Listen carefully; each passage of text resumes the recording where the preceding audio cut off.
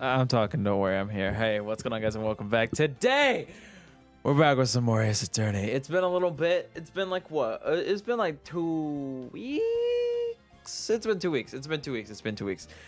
But I hope you guys are having a fantastic day. Hello. It's me. It's me.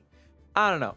It's every single time I start one of these streams up, I'm like, man, I want to play some Ace Attorney. It's time for some more Ace Attorney, baby. We are finishing up the last episode in this game. Technically, the main story has wrapped up already, but this next episode is canon and is Ace Attorney, and I want an excuse to play more Ace Attorney. Video keeps pausing. If your stream is buffering, try turning down the resolution. To let your since last Ace Attorney stream, you're in withdrawal. Is that what it is? All right, I also forgot I always forget something where I'm like, yeah, I think I'm ready to start streaming, and then I'm like, oh, I forgot X thing, and this time it was the pin message. Oops. Let's go with this. All right, there you go. I need to set up like a notepad that just opens up when I start stream. There you go. Let's pin that. I forgot something. Anyway, so let me say hello to everyone in chat before we get started. We have Amina, we have Kaios, we have Dylan, we have Joltify, we have Chellies. I almost said I said Chellies. We have Skellies, we have Silver, we have Tortoise. I guess I'm having a great day. Welcome to the stream. I hope you guys have fun today. And also my finger. My finger. Why my finger look like that? I don't even think that possible on camera. It's like there's like blood. I should stop describing this. Never mind. I feel better. All right. Shelly's new name. You know what? It ain't that bad, Skelly. It ain't that bad. All right. I got the cons ready. I got the controllers. It's time to go. Also, hello, Square. Welcome to stream. Funny lawyer. I'm gonna be hilarious today. If you guys missed the last few streams of Ace Attorney or something, you guys can always check out the VODs, by the way. I try to chapter them so they're like somewhat easier to watch. Though, since we're starting a new storyline today, you don't need that much context for this storyline. All you gotta know is that Phoenix Wright is a lawyer. He has, well, he used to have an annoying assistant. I don't know if she's gonna appear because she went on a train at the end of the last episode. We'll see where she is. I'm done stalling. There's no context. Let's just go. Episode 5. Rise from the ashes. You should definitely wear a suit next Ace Attorney stream. Your Honor, my client clearly said on God. That's fantastic. All right. Let's go. Oh, okay. Now let's go. What is this? Okay, it's a city. It's raining. We get the point, but... Okay, this looks very animated, by the way. Are there... What? A double murder? Is that what you're implying right now? Huh? What is happening? Wait, is that the police mascot? Who are... Shut up, ice cream truck! Who are you?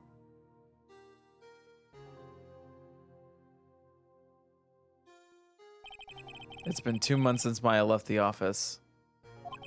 2 months without a single trial. Yo, how does this game work? Little Galaxy Craft. Basically, it's a story. It's a story-driven game. It's mostly an A button simulator, but with some puzzly / problem-solving elements to it. Just sit back, relax. You're gonna see how the game works just by watching. It's very much a just like lay back and enjoy kind of experience, which I like. I enjoy. I've had offers, but none I took. That is until the day that girl showed up and dropped the and dropped the sub. So an A button masher. I'm not spamming the A button through this glorious text, no, but it is like, you know, I press A and the story goes along kind of thing. You know what I mean? It's like probably the most popular way I can describe this is like, it's like kind of like sort of, if you squint at it, Doki Doki, where it's a story game and you click the mouse to make the story go. Except instead of it being about, you know, it's more like lawyer. You know what I mean? It's cookie clearing where you get no cookies. Also, there's jury duty. Pretty much. All right, let's go. February 22nd, 10:02 a.m. Wright & Co. Law offices.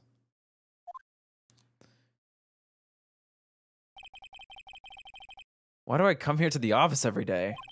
It's not like I want to work. Okay, how do I voice this? I don't even know what this is. Whatever. There you are, finally. Oh. Okay, this is a new theme.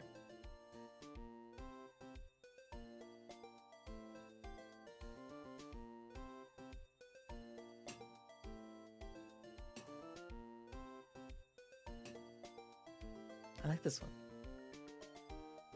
Telltale games kind of a little bit, not as like there's not as many, there's not like any action. The trials are basically where most of the interaction in this game happens. But like for a lot, like these sections are just purely story based. There's some problem solving. There's some like a little bit of like pseudo exploration. Yo, just watch, just watch the game. I promise, it's very fun. Was that Mia? It could have been that like shadowy figure potentially. This we've never seen this character before though. I have to come up with a good voice. Oh shit. I don't know. She looks like a brat, but I don't want to do that. I don't know. Shit. How do I make a good voice for her? Because like the first thing that comes to mind is oh my god, where have you been? That's what comes to mind, and I really want to do that voice, but it's gonna get really annoying. For you guys, not for me. It's funny as hell, but you know, screw it, we'll do it. Where have you been? My sister's trial's tomorrow. Who are you? It doesn't matter who I am. It only matters who you are. The famous defense attorney Mia Fey. Are you serious? Do I look like a Mia to you?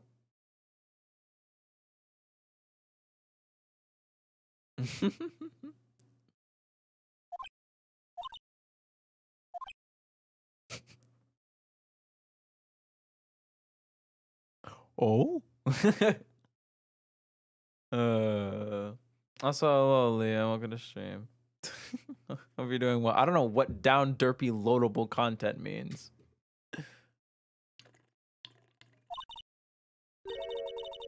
Oh, you're not Mia Fey, are you? I'm sorry, but Miss Mia Fey no longer works here.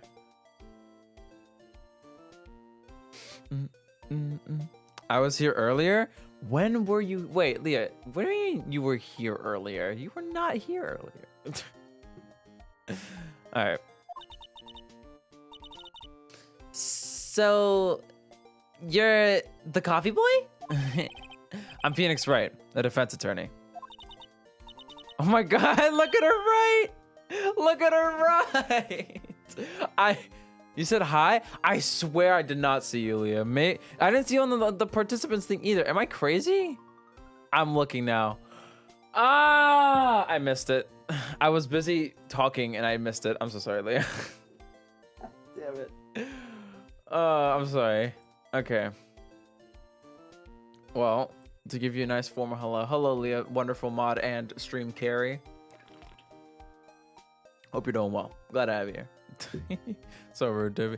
I don't know. My brain just sees Leah and it's just like, discard. And I'm like...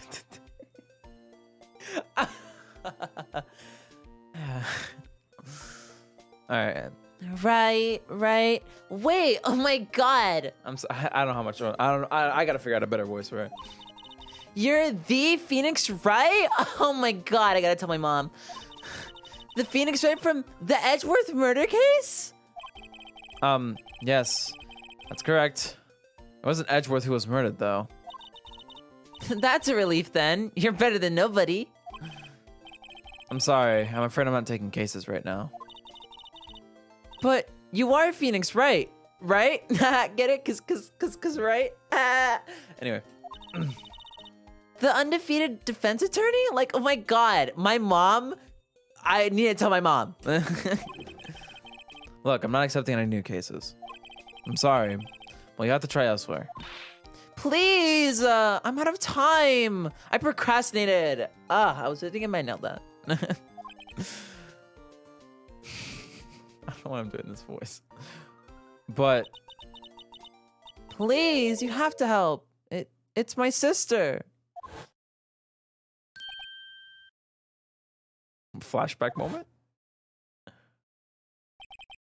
Maya? Could it be? Okay. I'll hear you out. But really? Thank you so much! Oh my god, I'm telling mom.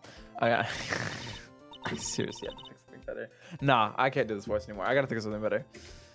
Cause it just got her name too. Alright. Alright. Let's see.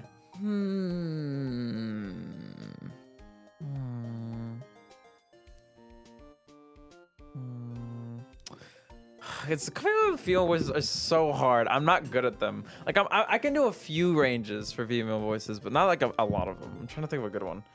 I also really like her theme. Her theme is really pretty. All right.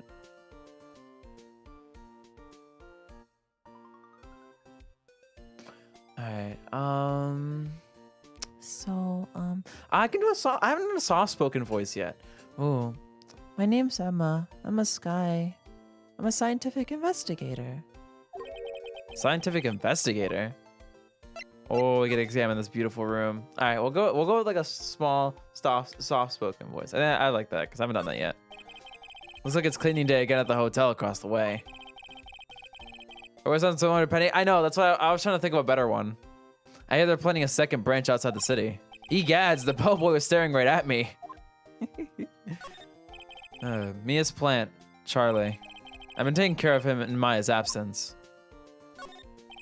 There's a poster of the Steel Samurai on the wall. Maya stuck it up there on the day that she left. I didn't have the heart to take it down. I do sometimes get strange looks from the clients, though.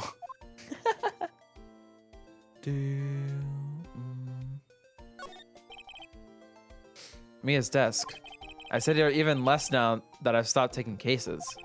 I have to at least dust it off every once in a while. Alright. Difficult looking legal books stand in a formidable row. They mock me. I tried reading one, and it made my head hurt. When I closed it, it slipped out of my hand.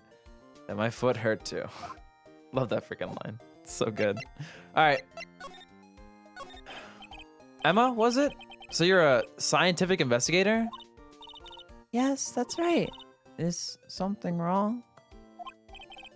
No, it's just you seem kind of jumpy. Or maybe just young? What's up, man? Welcome to stream. Hope you're doing well. Young? I'll be 16 years old this year. You're 15? Huh? Anyway. Oh, I see. Wait, only 16? I'm set to be formally assigned to forensics in 3 more years. My work is becoming quite well known. At my age, no less.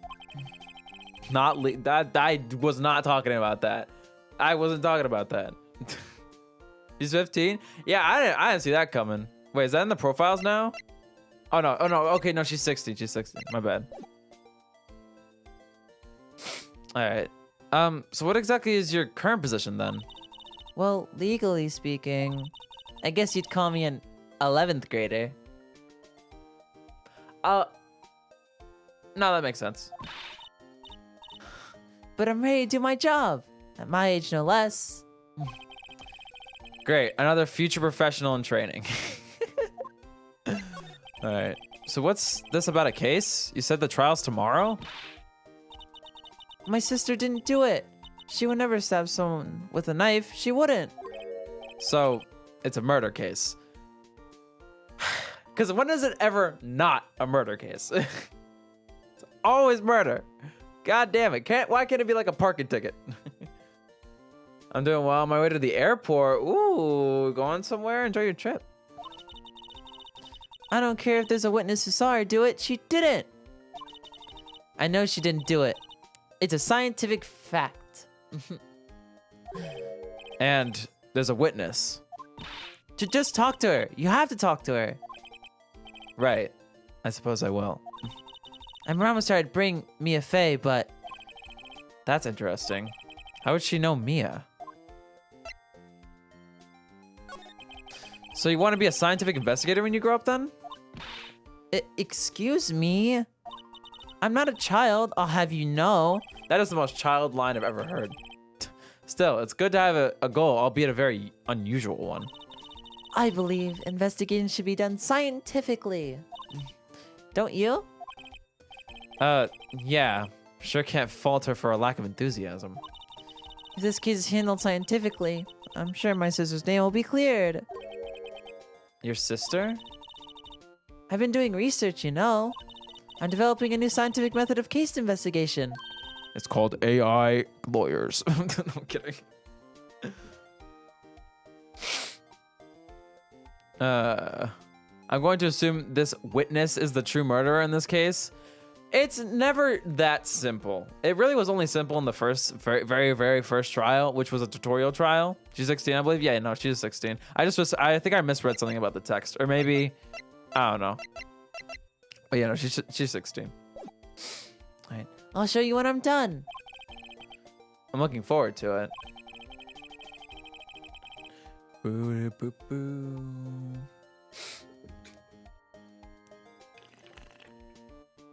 Sorry, I wanted to drink water really bad. All right, guess I should get down to the detention center and talk to her sister. All right, that's the last one. My sister asked for Mia specifically. This Mia Fey person was a few years below in her school. So they went to the same school, huh? She always told me to go to Mia if I ever needed a defense attorney. And well, I need one. Incidentally, Mia's a woman. Now that you mention it, I guess it is more of a woman's name than a man's. You know what? We appreciate the open mind. Well, it's nice of you to help your sister out like this. You must be close. Well, actually, when she gets like she is now, I kind of hate her. Huh? But she's my only family. Bro, okay. I am getting concerned with how, like, beat for beat this is. Your only family? What about your parents? They died in a car accident when I was little. Oh. I'm sorry. Alright, let's present the attorney badge. See this? It's my attorney's badge. Ah, well, I've never seen a real one before. You're the first person who's actually been interested in mine. Believe me. Its composition is mostly silver. The gold plating is flaking a bit. She analyzed it scientifically. There doesn't appear to be any corrosion due to sulfides. I'd give you $50 for it. Sorry, but it's not for sale.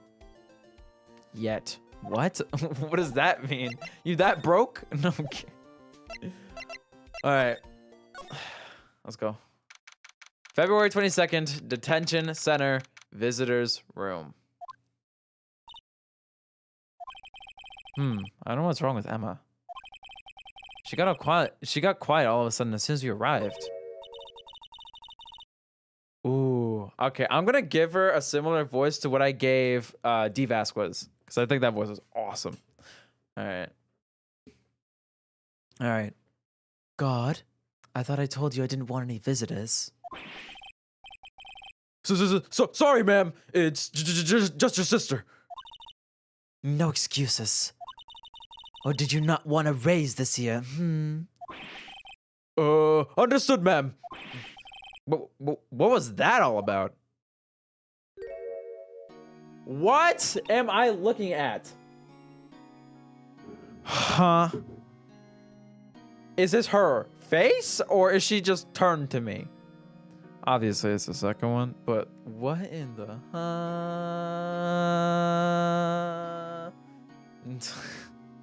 I need to sit for this.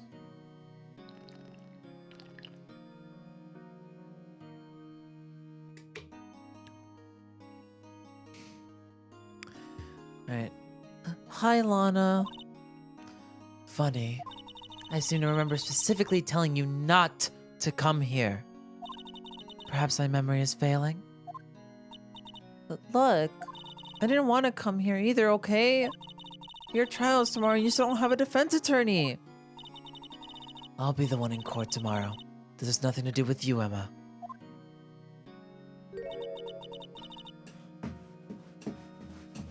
Bro, she's like a spitting image. I'm not kidding. This is like genuinely starting to get creepy. Why does she look so similar to her?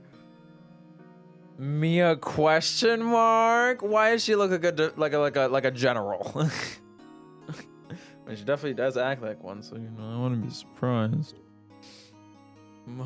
Mommy, no, stop. Settle down, children. Anyway. Isn't that right, Mr. Wright? Hey, how do you know me? Mia mentioned you. I've heard quite a bit. Of course. Tersey comes out of lurking just to say, whoa, she's so hot. She's a mid! Anyway. Anyway. I'm sorry. What exactly is it that you do? My name is Lana. Lana Sky. I'm chief prosecutor for this district. What? You're a prosecutor? She's ugly? Okay, now that's a little hard. That's a little harsh. That's a little harsh. She's not ugly. She's just mid. I give her a mid out of mid. All right, because everyone in this game is mid, I guess. I don't know. Whoa, what did I say? What did I say? I think she's just mid. I say ugly is a little bit harsh. I think she's just mid. Just fine. You're a prosecutor? What phone? Shut up. Two sisters, one a lawyer. Could this be a coincidence? Emma, Lana. I mean, they're just like... Is something wrong, Mr. Wright? That's a little hot. Is that what I said? Oh, did I almost say that's a little... I was like trying to figure out the word in my head. I was like, that's a little harsh. I like forgot for a second. I wasn't gonna call her hot because like seriously, I'm telling you, she's mid.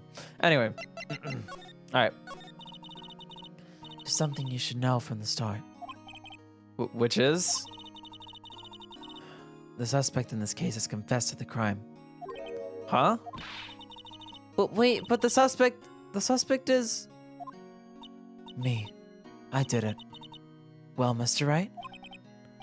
Well, why don't you begin by telling me exactly what happened? The crime took place yesterday, February 21st at 5:15 p.m. That's quite specific. I read I'm a prosecutor incorrectly. Oh no, don't say that. It was in the witness's disposition. A deposit, I don't freaking care. A witness clearly saw me committing the crime. That was a bit of bad luck, wasn't it? The crime took place in the underground parking lot at the prosecutor's office. The body was found in the trunk of my subordinate's car. The prosecutor's office, huh? In your subordinate's car trunk? Classy. I was arrested on the spot, caught red-handed, as it were. Well, that's just great. So, who was the victim? An investigator with the police department. Don't tell me. Please, bro. Please. Please don't tell me it's Gumshoe. Bro, I'm actually gonna have a stroke. I'm gonna scream. Please, bro. Please do not tell me it was Gumshoe. I suppose the correct term is detective. A detective? Death was due to a loss of blood. He was stabbed once in the stomach. By you? Death wasn't immediate, but the wound was fatal. I see. Allow me to repeat myself, Mr. Wright. The victim was a detective. You know what that means, don't you? Uh-oh. What, Mr. Wright? What does it mean? Well, it means... The police department will consider it a matter of pride to have me found guilty. They will use any means at their disposal to do so. This case gets worse and worse with everything I learn. Please, bro. I do not need Gumshoe dead in this case, bro. Please! So you're the chief prosecutor? That is correct. I'm responsible for overseeing every child handled by prosecutors in this district. I make sure the prosecutors have what they need to do the job and manage every aspect. Those are my responsibilities, in a nutshell. That's an awfully large nutshell. Still, I'm a little surprised. I would think you'd recognize the district's chief prosecutor, Mr. Wright. Huh? In fact, it seems impossible you wouldn't. Lana? What happened to your hand? Oh, this? I cut myself by accident. When I stabbed him, that is. Huh?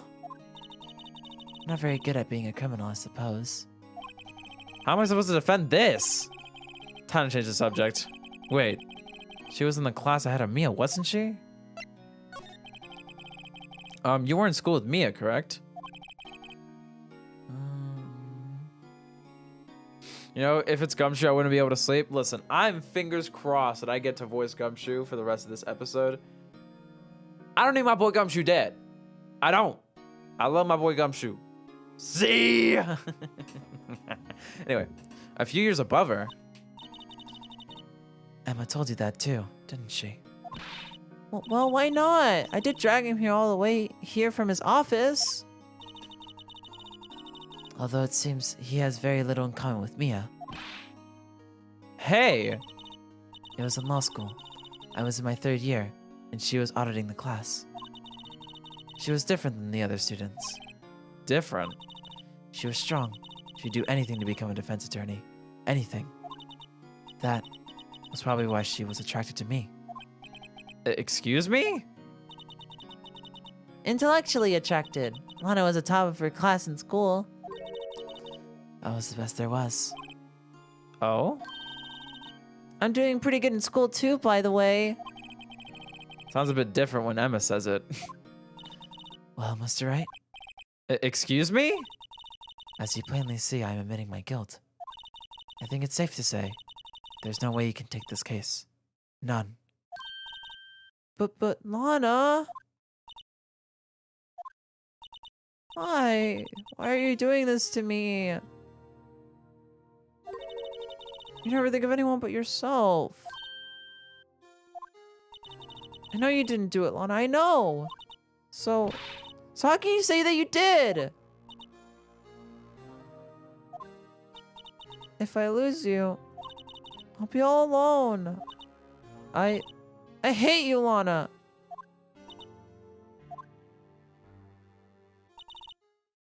Mr. Wright? Yes? I believe our discussion here has ended. The rest, I leave to you. You mean you're requesting my services as your defense? Don't lose any sleep over it. Your client has confessed after all. The case is over. Right. I'll do what I can to get to the bottom of this. Lana's confessed to the crime, yes. Something doesn't fit. It's that look in Emma's eyes. There's something else going on here. And I'm gonna find out what. I'm sorry, Mr. Wright.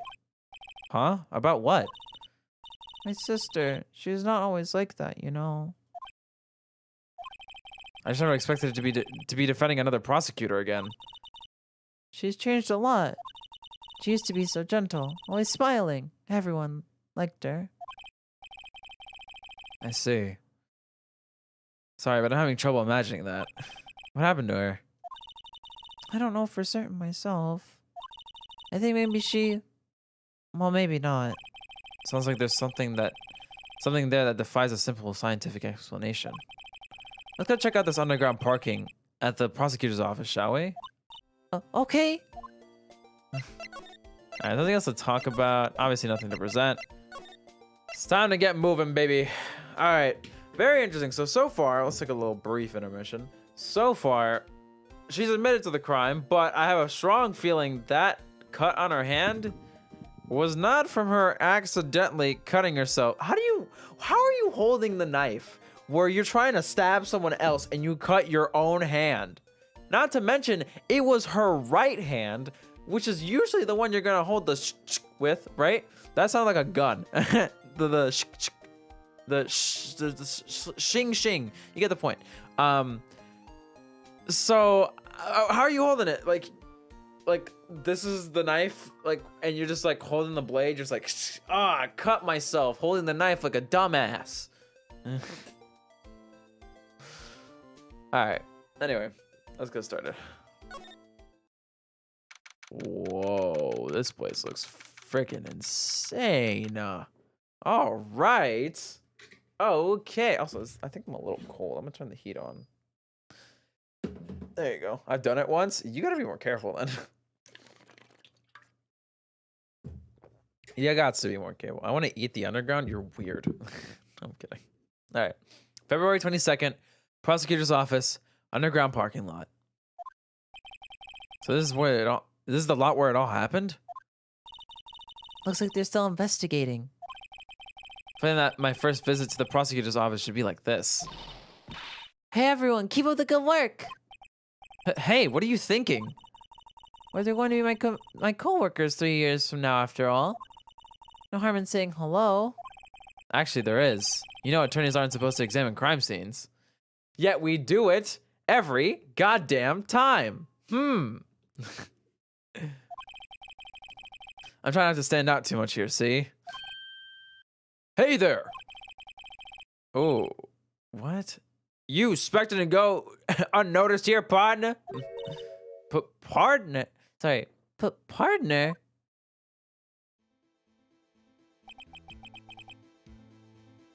Hello, McCree. What? Now, what do we have here? Looks like that Bambina got loose from the ranch and is up to no good. Folks out here gotta learn to keep them doggies tied down, partner. Mr. Marshall? What the living shit am I looking at?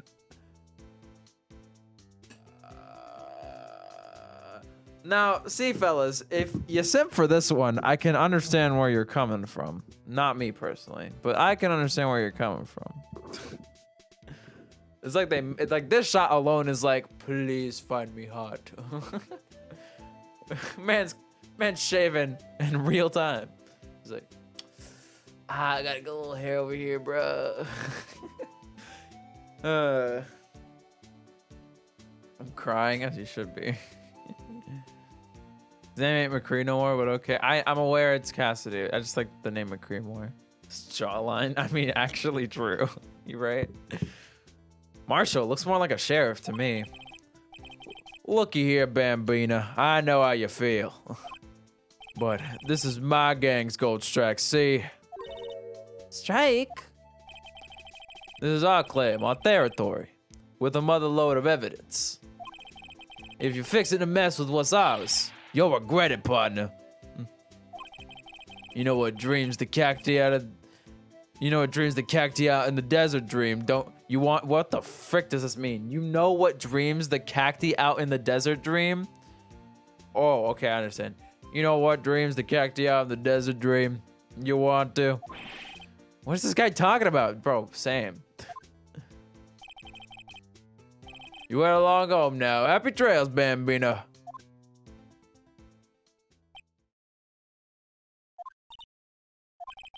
Was that, Ombre a friend of yours? Kind of, sort of, yeah. He's a detective. No. Guys, where's Gumshoe? Oh, where's Gumshoe? I'm gonna get mad, dude. I'm gonna get really upset. Who thinks he's a sheriff from the Wild West, it seems. All right, let's look around, fellas. This is where the cars leave the lot. The arrow on the ground makes it look more like an entrance. What are you talking about? It's plainly an exit. Well, maybe it's both. Kind of a dual purpose? Aha, the theory of relativity. What? I've got to write this down. Hey, Mr. Wright. Maybe you know, was Mr. Was Mr. Relativity German? Or was he British? Mr. Relativity? Are you sure that was his name? Holy Christ, I can't say relatively. Relativity! Look, a door! This must mean something. I'm not sure that doors mean anything. No, it won't open. A mysterious lock. I fail to see what's mysterious about it. Mr. Wright, you need to learn to enjoy life more. Let's finish our investigation first, shall we? What is that? Look, a stylish glass-walled room. Very nice. You can see the whole parking lot from in there. It says security. Maybe it's a cafe? Huh? Cafe security. Yeah, that must be it. Let's check it out later.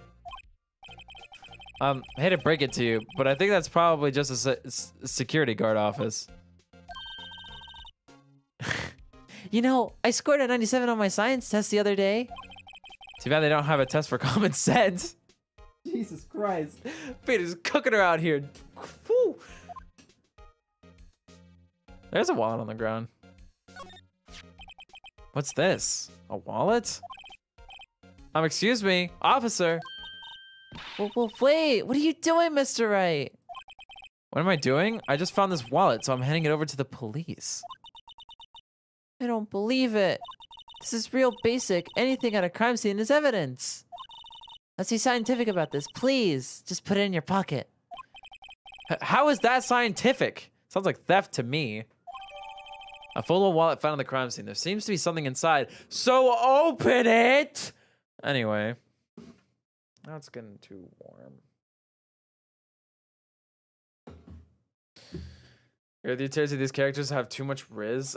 I don't like any of what I'm hearing right now, actually. Please stop. Wallet hastily stuffed into pocket. I'm called to duty already, and at my tender age. Here, I'll teach you the trick to examining evidence in detail, okay? By the way, her eyes are sparkling. I can tell she's been waiting for this. Okay, now, look at the court record. Wait, this is an actual mechanic. Oh, okay. You have to be sure to examine evidence carefully on all sides. Now let's start examining from every angle. Oh. Whoa. Oh. There seems to be two things in there from what I see. From what it seems. This is a really shitty model, but whatever. This game was on the DS. Zoom. Oh, look, I think there might be a clue here. You should check it out with the press of the A button. Whatever that is. All right. This is an ID card. Sergeant Bruce Goodman, ID #5842189. See? Well, isn't scientific investigation useful? I guess, though I don't see what science has to do with it. Goodman's ID added to the court record. An investigator's ID card found at the prosecutor's office crime scene. Let's be sure to examine every piece of evidence we find. Wait, what if he died? Gumshoe might still have a chance?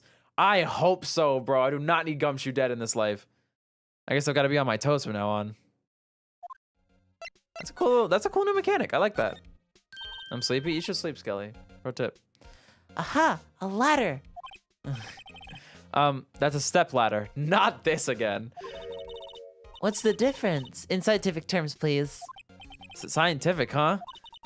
Look at the basic nature of things, Mr. Wright. This all seems to be so horribly familiar somehow. Okay, I'm glad we're both feeling that deja vu. Alright, is there anything else to look at? Oh, we can slide. That's right. Alright, there's a lot in this room. Here, a phone. Let's see if it works. Hey, don't touch stuff we don't need to be touching. I can't hear anything. My ears. No, my ears. Maybe it's due to the barometric pressure. What is she blabbling about? Babbling, not blabbling. Hey, what did you just say? See, you can hear just fine. The phone's broken. That seems kind of noteworthy, but. This wall is in our way. It's got a faucet. Oh, sorry. It's got a faucet for water. Wait, I know. This wall is merely a facade, hiding the truth. This is no wall, but a water tank. I feel like this makes any difference either way. True. Yeah. What does it matter? Is there anything down here to inspect that I might have missed? We got the door. We got the dat. We got the dish. You can't inspect that computer thing for some reason. All right, we just have the barrels over here. An oil drum. Looks like it's filled with water. It's heavy. I can't even budge it. The drum over here is on its side. Wait, I know. I'll hide in here and do a stakeout. I think you'll probably just get arrested. In fact, you may not even have to hide in the drum to get arrested. What? I'm not suspicious. Okay. Whoa, there's some more stuff in this lot. And, oh, that's the crime scene. Okay. All right, then. What's this? Well, no time to waste. Let's get hunting for clues. I wonder what this is.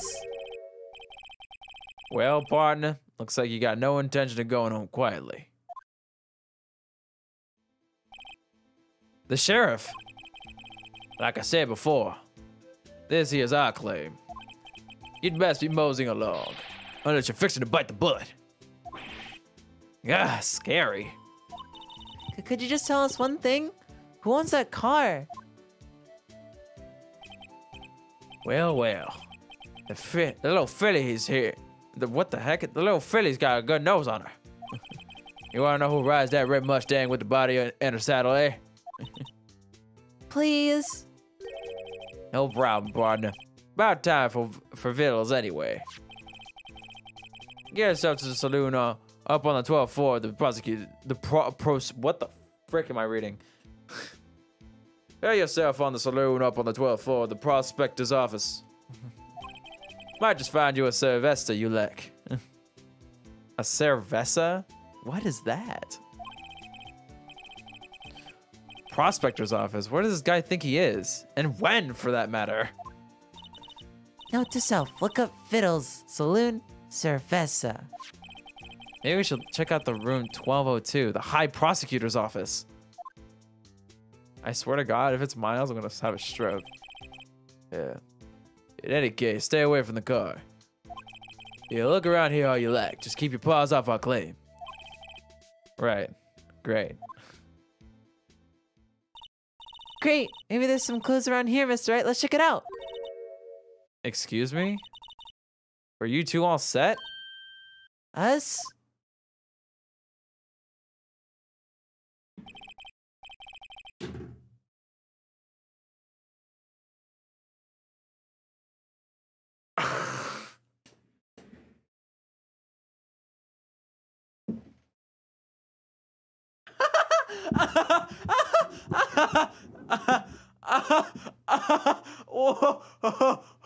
What the living what? What? I don't know what the shit am I looking at? What?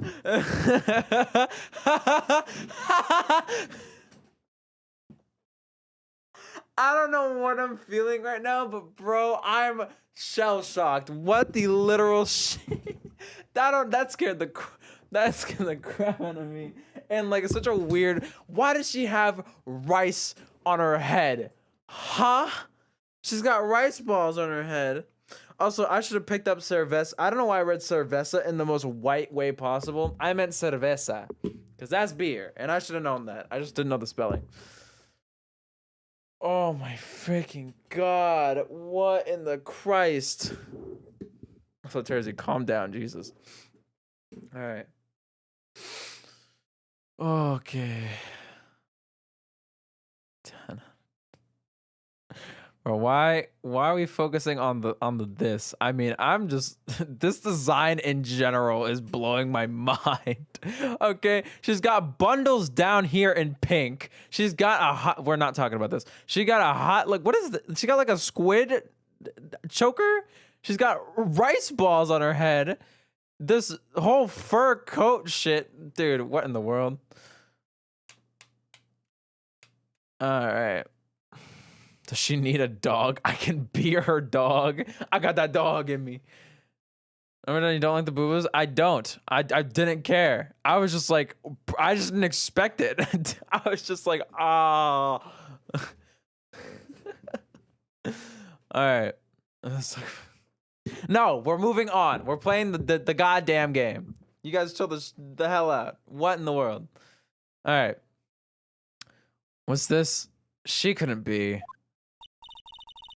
You're selling lunches? Here? This is a crime scene.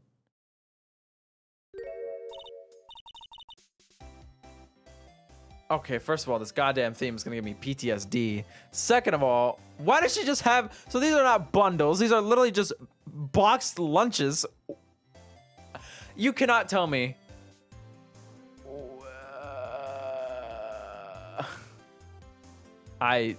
What in the world? Mommy gives us food. She's a real mom. For real, for real. It's been oh, I didn't know that. That's cool. All right, I gotta figure out a good voice for her. Hello? Half and half, was it? It's a little cheery. It's a little too high-pitched and cheery for her, but we'll see. Oh, thanks. And you, sir? Yes? Some crunchy goodness coming at you. Thanks. Interesting way of doing business. This area is off limits to anyone without clearance, especially passerby. Or are you officers? No, but you don't exactly look like the type to have clearance. Well, that's hardly a way to greet someone. Even if my days as the cough-up queen are over. I don't want to know what that means. Cough up? Huh? You know, I'm feeling kind of full. Maybe I'll pass on lunch. I'm quite connected to this case, you see. The images are burned into my eyes, you might say. Yes, all the sordid secrets. Oh, she's the witness. Secrets? I'm sorry. Secrets? Dear me, you are a slow one, aren't you? I'm referring to the murder. The stabbing of that detective. What? A witness clearly saw me committing the crime. You mean you're the witness my sister was talking about? Please, Cabo Queen, tell us what happened. The name is Angel Star. Don't you go forgetting it. Or before you know it, I'll have you whimpering at my heels. You guys sure this is your mommy of sorts? You guys sure? You still want her? You guys are Sims. You guys are grade A Sims. Yes, ma'am. Yeah, she means it. I'm gonna keep exploring. There's still some more stuff we could... Oh, we can't slide on the side anymore. Alright, I guess there's nothing else to look at. We'll quickly triple check. Just to make sure there isn't any evidence that we could be getting right now. Alright, we're good. Because they're freaking sus. Anyway.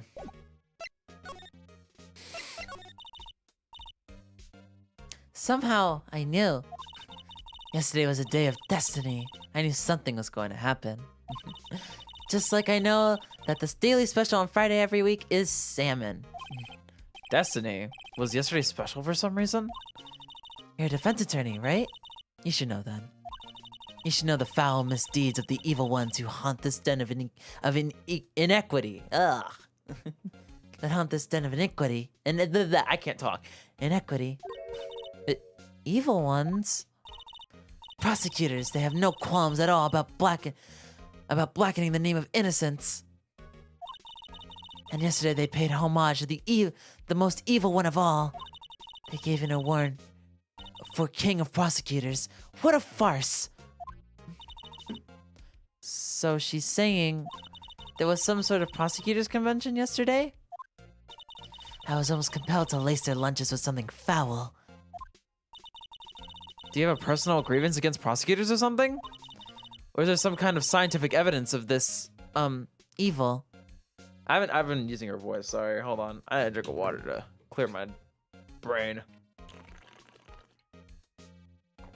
Oh, I'm like lightheaded after what the hell just happened. Is there some kind of scientific evidence for this, evil? Young miss, mock me at your own risk.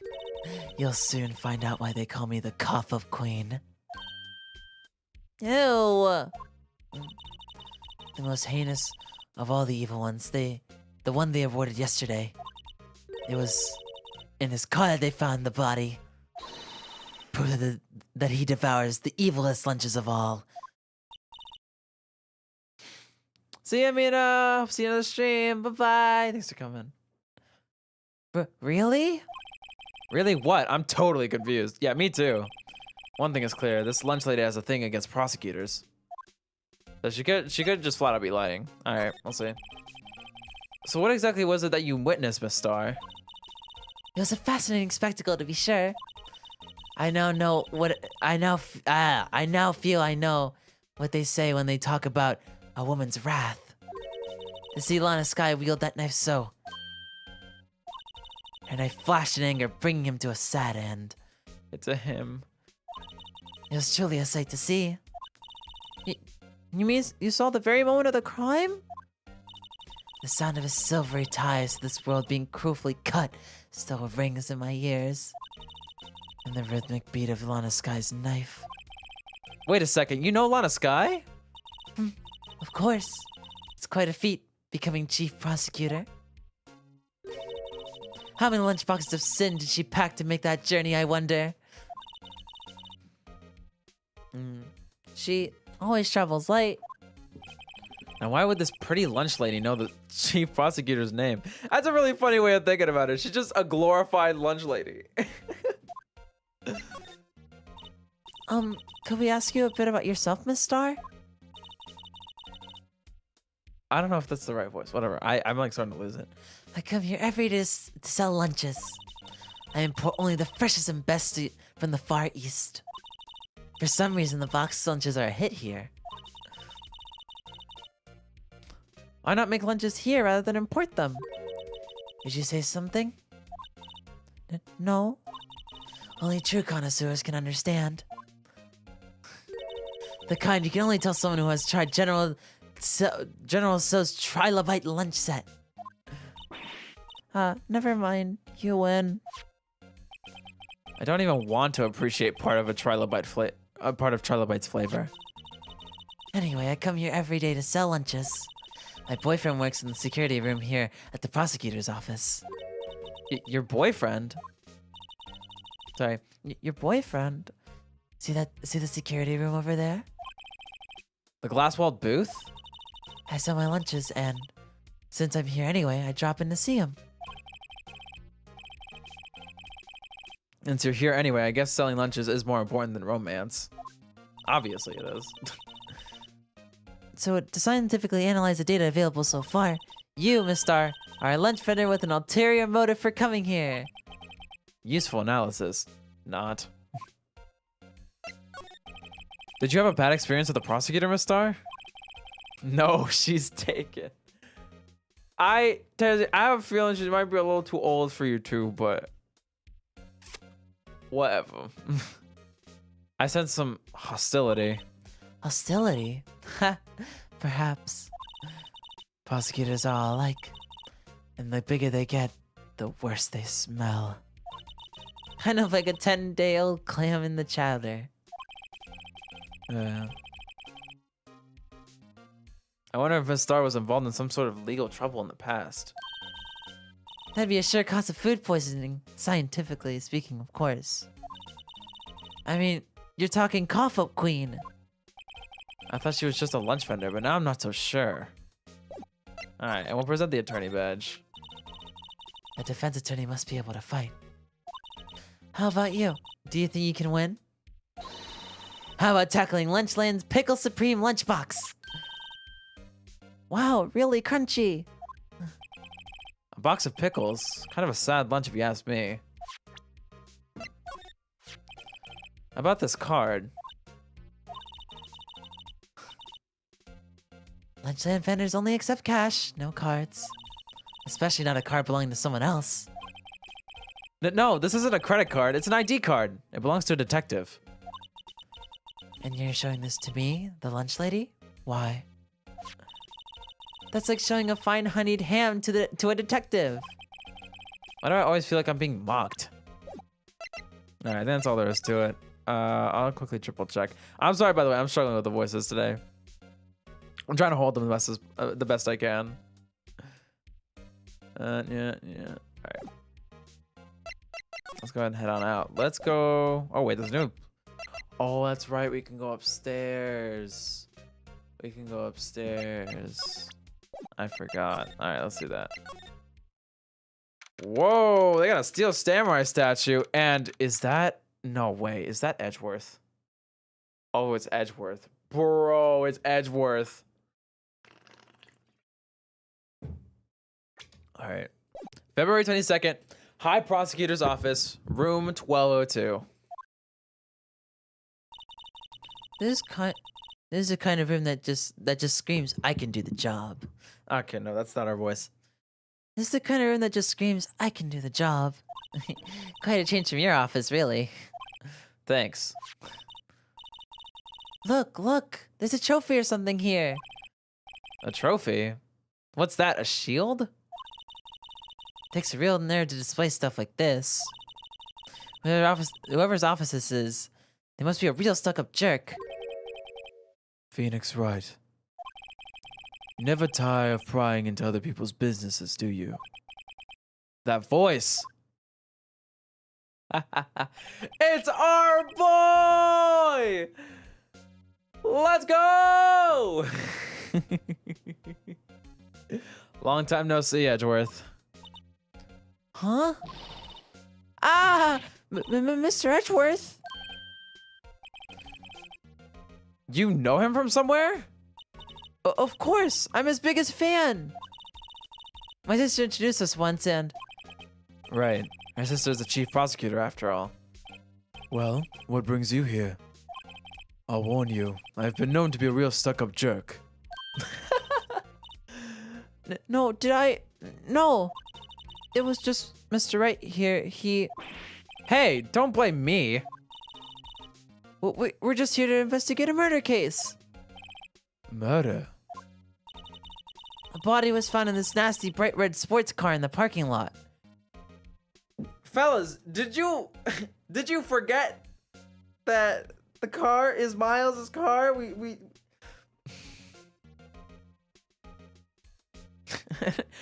A body was found in this nasty bright red sports car in the parking lot. That would be my car. What of it?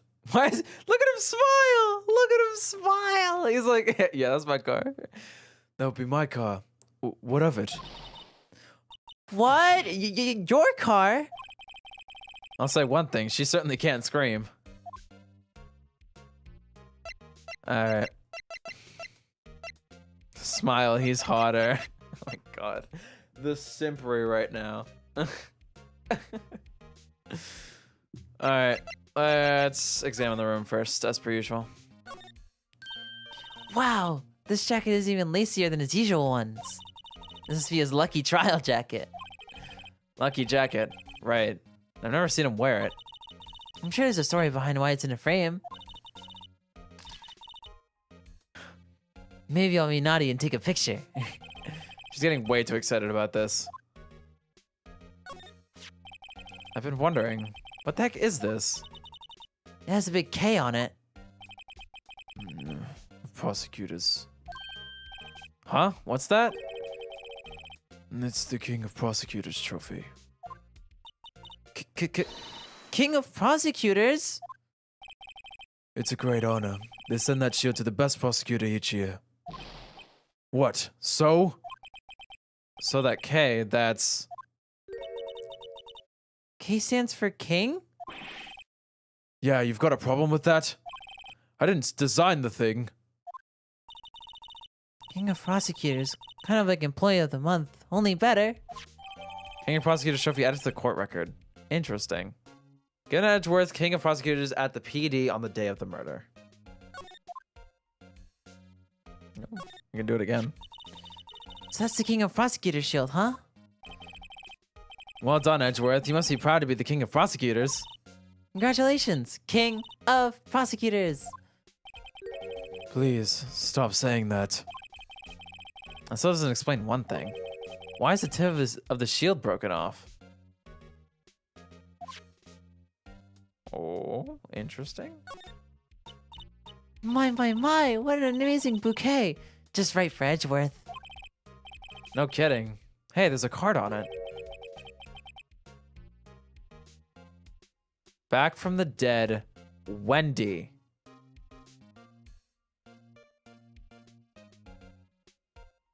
Who...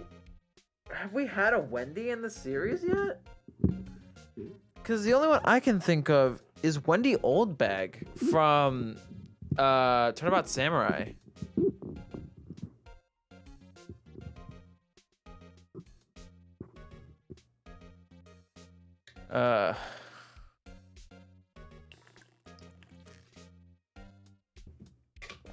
Alright.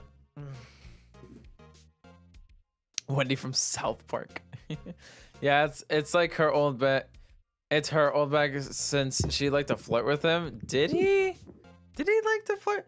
I thought that was Gumshoe, but you know. All right. Wendy. I've heard that name somewhere before. Beside it, a giant steel samurai. Oh, it has to be. It has to be. Wow, I want one. Huh? There's something written on the bottom of his foot. Between a rock and a hard place. Wendy. Wendy, is she Mr. Edgeworth's fiance? No. No. I don't think so. A work desk. It's quite tidy as one might expect. What a nice desk. Easy to use and easy on the eyes. It's polished so well I can see my own reflection. Strange. Why did I just picture Detective Gumshoe? Maybe I'll take that name plaque as a souvenir. Don't. He'll sue you. Whoa! What a view! It must be nice to have an office on the 12th floor. I guess you would feel important. Incidentally, were you to jump out this window, the time until impact with the ground would be... Got it! Approximately 3.23 seconds! That's handy to know. Is it? Ooh, cute! What a pretty tea set. I go more for the instant tea bags myself. Amazing! The drawer below is filled with packets of tea leaves. They're all sorted by place of origin and flavor. Look at this royal blend! What an exquisitely splendid concoction! There's such a thing as taking a hobby too far. Hey, a chessboard! I'm not too up on my chess, but it looks like blue is in a bit of a tight spot. The red knights have surrounded the blue pawn. Huh? Those swords are mounted knights. Their swords have really sharp edges. And check out that poor pawn. His head is kind of spiky. Kind of reminds you of you. That sword must have been an avid chess player. What's wrong, Mr. Wright? Edges surrounding a pawn with spiky hair? Nah, it's nothing. That seems like foreshadowing, but maybe that's just me. Also, Tortoise, welcome back. Let me get everything you need to get done. Let's see. Ooh, I'm done the couch. Mr. Edgeworth has such a comfy sofa. Sofas like this make me want to curl up and take a nap. Me too, man. I bet he pores over his case files here until wee hours in the morning. Then he takes off his jacket, rolls up his sleeves, and goes to sleep using his arms as a pillow. I don't believe it. She's actually daydreaming about Edgeworth working. I bet in the morning he has soft hair and little creases from his neck from the seams. He's so cool. Sofa hair is cool? Let's see what else we have to look at. Anything? I looked at the window. Alright, there you go. I don't know why I have this, like, need to yawn. It's because it's too cold. Right, there you go. Whoa, these are all case files? They're stacked to the ceiling. There's even a ladder. Odd. I thought Edgeworth wasn't good with heights. He must have someone get them for him. Bro, I don't like this! Strange, why did I just picture Detective Gumshoe? He must study these case reports so closely. He's so cool. You wouldn't say that if you saw him sweating bullets up on that ladder. Bro, I'm scared, man. Don't tell me Gumshoe's dead. Bro, he's like my favorite character. Dude, oh, come on, man. Okay. Alright. I literally cannot tell you why I'm yawning like this. This is actually, like, I can't control this yawning. Dear Christ.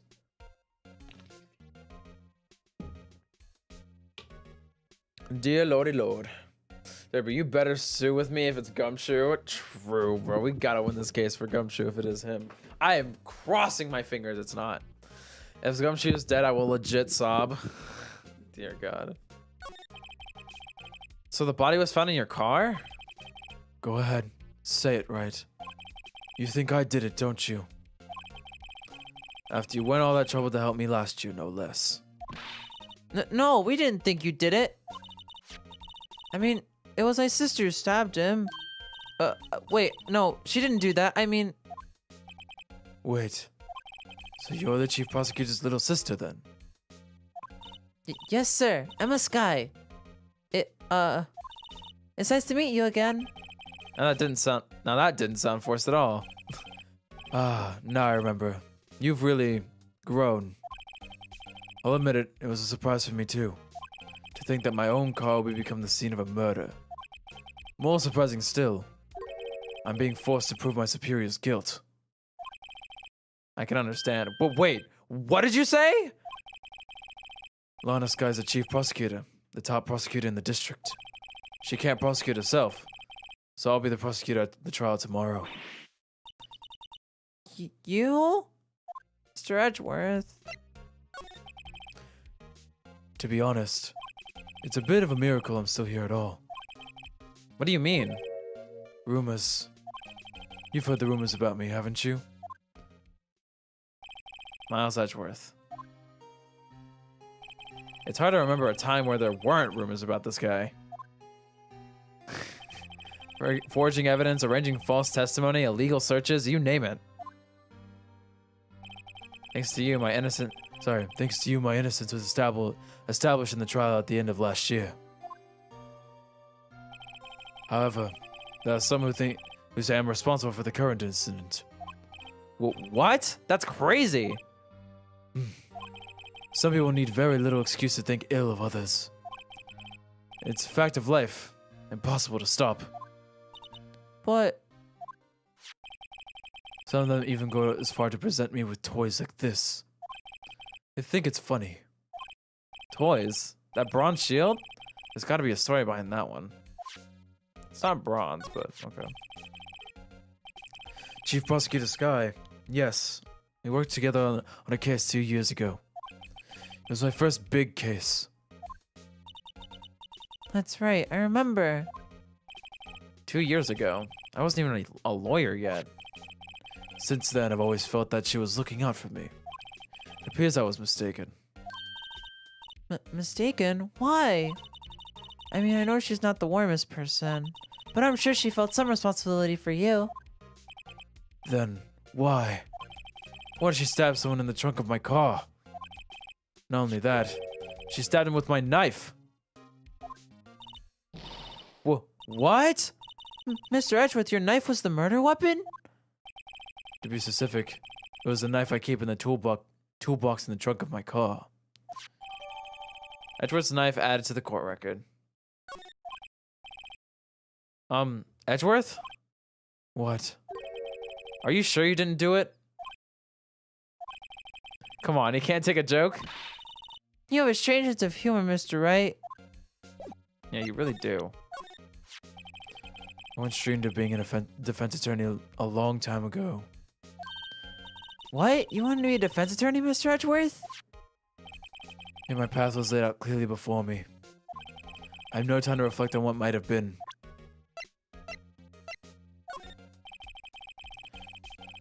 Ah, rip.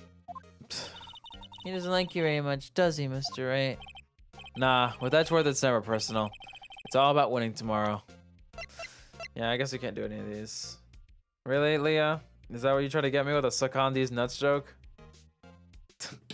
Come on. Try a little harder than that one. Alright. Say, Edgeworth, I was wondering about this. Mr. Wright? Huh? What? Are you sure you should be showing that to Mr. Edgeworth? Oh, I'll take it for sure, won't he? Oh, my bad. That would be a very good idea for the scam calls. Which, by the way, Skelly, tell him who's boss. Everything's about you. I'm sorry. I'm not 100% caught up on chat because I'm busy reading the story, and I'm also just a little bit tired. I'm debating whether I should take a nap or do work after the stream. I don't know.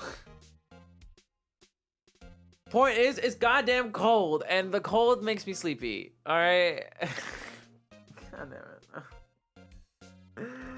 All right. Heater, please be warmer. I need warmth, or else I'm gonna start yawning uncontrollably, and I would not like that. Nap time for Deroy. Yeah, guys, let me take a 10-minute nap. Let me get my blanket. Mimi. Anyway, I never said it was schoolwork. I said it was work. You don't know what I'm working on. I'm just saying work so I don't give it away. But then again, I just mentioned something I can't give away. Alright, anyway, whatever. Alright. I wish I could be on the same side as Mr. Edgeworth. Then my sister would be found guilty. If she sighs any deeper, I'm going to start getting depressed. What in the world, bro? Alright, that's everything. Back to the underground lot, I think. Right?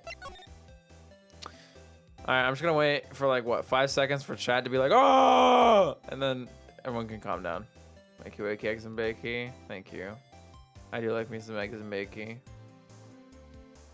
No, there's nothing to do here. I can show her the knife, though. Could you take a look at this? You. Yes?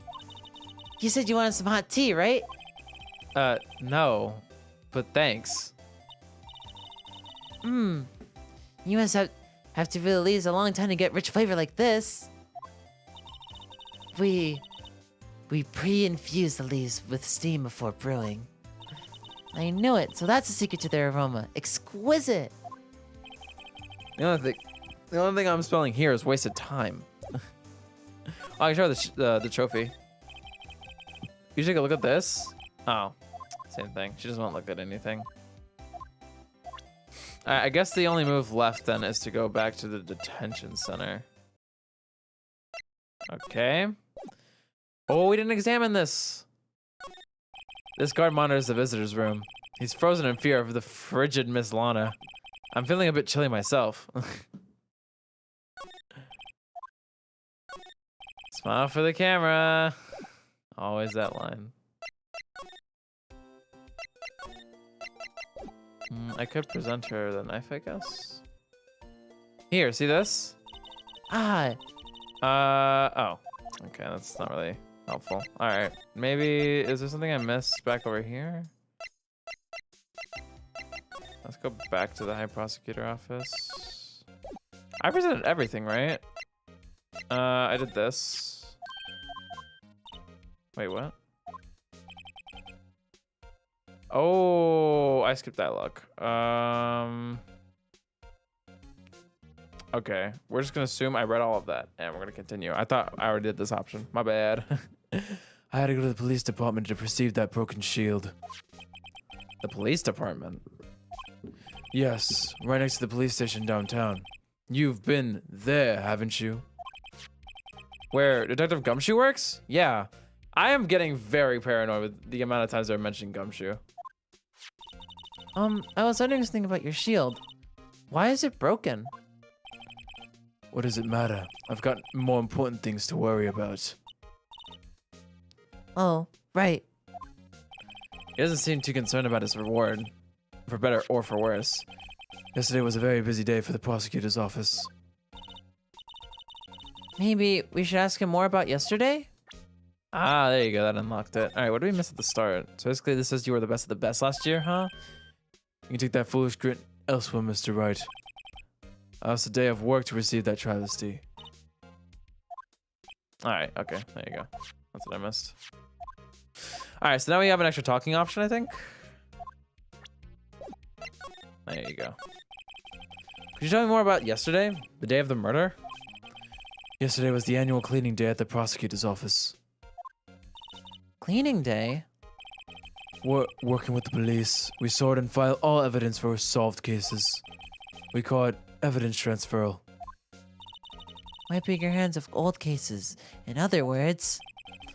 Oh, and another thing. A ceremony was held at the police department. There's an annual review and rewards for outstanding police officers and prosecutors.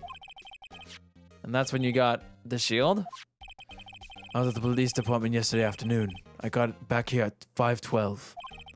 That's very precise. People like myself and Mr. Edgeworth pride ourselves in our position, Mr. Wright. No, I place little faith in my memory. The only thing that I trust is solid evidence. Parking stub. Record of the parking in the prosecutor's office lot. Entered lot at 5:12 p.m. All right, add it to the court record. This is the parking stub from the underground lot. The murder took place around 5:15. So the murder happened right after you got back. What, right? I'd appreciate it if you'd direct that suspicious glare elsewhere. Oh. Excuse me, but is Mr. Edgeworth, anywhere on the premises? I not only love this guy's design, but like, he looks radically different from everyone else. Who is this?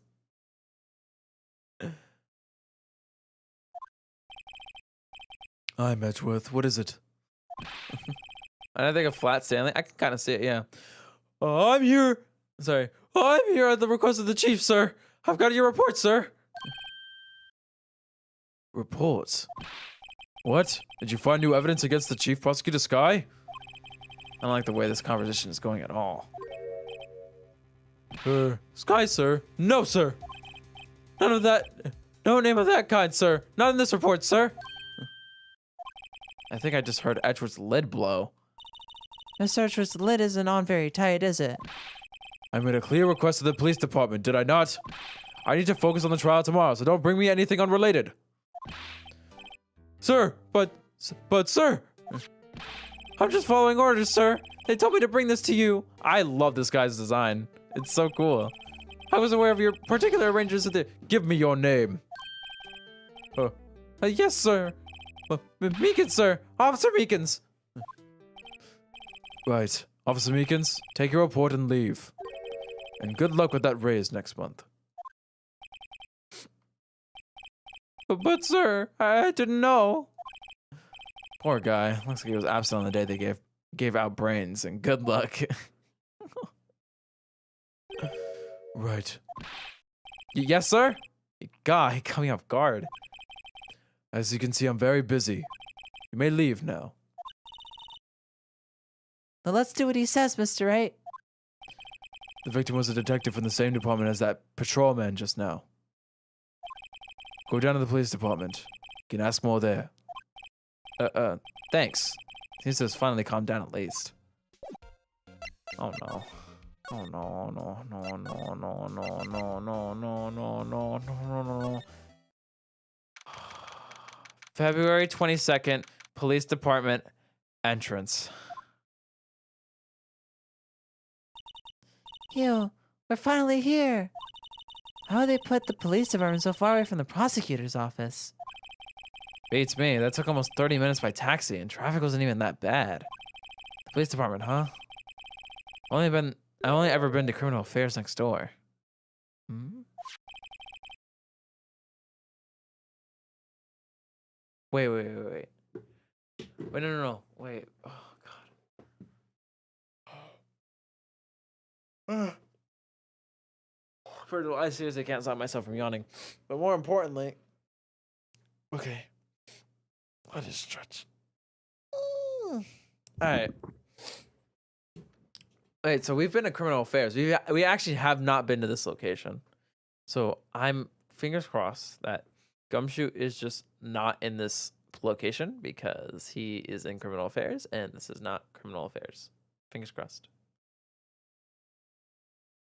Mascot looks so silly. I need to doodle it one day. You should. It seems like a very fun mascot to doodle. Also, dude, oh god, I'm actually getting really tired. Whatever. We'll keep going. Hold on. What is that? Well, that's creepy. Disturbing. Why does it undulate like that? Later, undulator. Sorry. Oh, wait, I know. This is the Blue Badger. They're trying to make him the police mascot. Wow, Mr. Wright, you sure know a lot about the police. Still, he does seem familiar somehow. Forget the Blue Badger. Who's that next to him? Someone appears to be dancing with the Blue Badger. Uh-oh, he noticed me. He sure is running over here fast.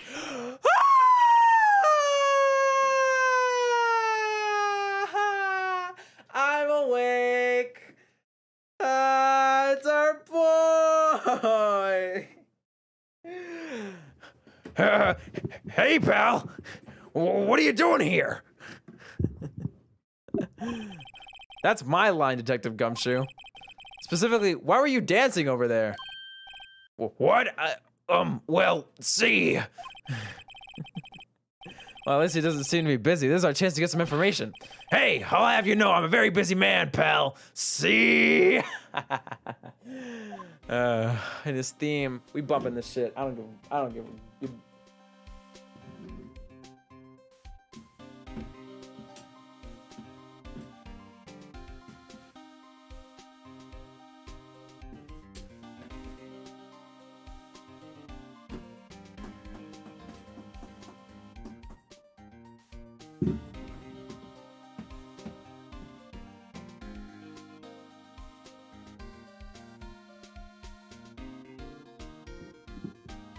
Anyway, I'm done.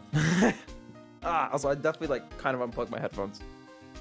Ooh, there you go. Whoo! This theme. I'm sorry. I'm very happy to see him. All right. Devio's moves for real. No, I don't. I just want to vibe, okay? Bum bum bum bum. All right. Let's examine first. All right. I was wondering about that. What? The Dancing Blue Badger. It's my masterpiece. Not this again. You made this, Detective Gumshoe? The chief threw together some designs and I just did my thing, pal. Nice work. It's battery powered, so it can go anywhere. See? There's no switch, so it just dances until the batteries die. The poor Blue Badger. Fated to dance until he drops. Blue Badger panel. Work of art designed by the chief of detectives and created by Detective Gumshoe. Dude, I'm so happy he's not dead. Holy shit. The detectives in there look pretty busy. Just imagine, right now, behind those doors, a police drama in action. Somehow, the thought fails to excite me. The thought fails to excite me. Look at that patrolman. Look, that patrolman is leading to the other guy. He must be a detective. And then I said, hey. Oh, this is him talking, okay. And then I said, hey, you do that, your soup will get cold, buddy. That's hilarious, sir. I laughed so hard I cried. I guess he wasn't saluting, he was wiping tears from his eyes. They make a good pair. Mr. Wright, do you know why patrol cars are painted black and white? No idea. Why? Well, I think they're designed after a panda. A panda? Not that I have scientific proof, it's just a theory. You mean a hypothesis, but okay. What did I miss? Oh, yeah, Gumshoe's, okay, you already know. Then you don't miss much. We learned that Edgeworth is going to be prosecuting this case, and that he got the King of Prosecutors award yesterday.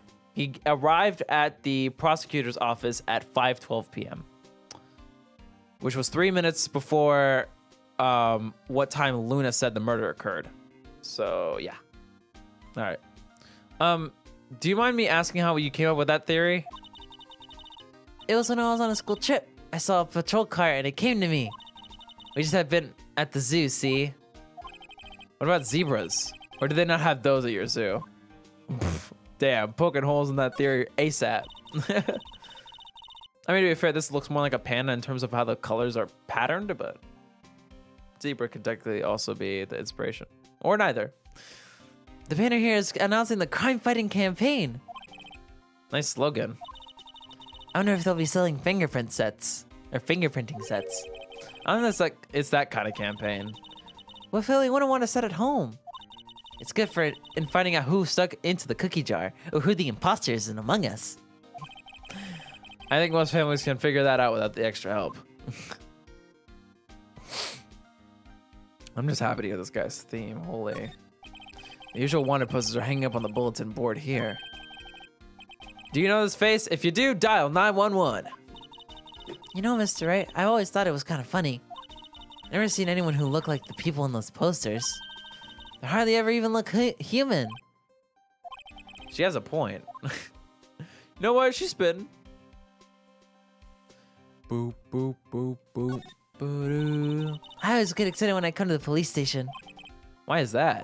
It just feels like I've jumped into a movie. Huh? You know, with all the police and criminals? Well, I don't know if this is all that exciting. Sure it is. Look at those two officers over there. They're probably talking about the latest bust. Funny. I thought they were talking about the weather. Well, it was neither at the end of the day. So, alright, let's get talking. I'll give you one word of advice, pal. You'd better not agree to defend the suspect in this case, see? Well, why not? Huh? Well, it should that the chief prosecutor's confessed to the crime. She says she summoned to the... Oh, God. She says she summoned the detective to the prosecutor's office. And she killed him. But what if she's not telling the truth? Yes, well, no. Come on, pal. There's plenty of evidence against her, see? Oh, my nose is getting stuffy. My nose gets like weirdly congested whenever I try to do certain voices. But what if the evidence was faked? Hey, pal. Can I speak to you for a second? Huh? Me? Why is this little girl so peeved at me? She's a relative of the suspect. She's Lana Sky's sister. Whoa! The chief prosecutor's little sister? Just please investigate this case carefully, okay? Scientifically. Yes, sir. Oh, by the way, you might want to keep your voices low.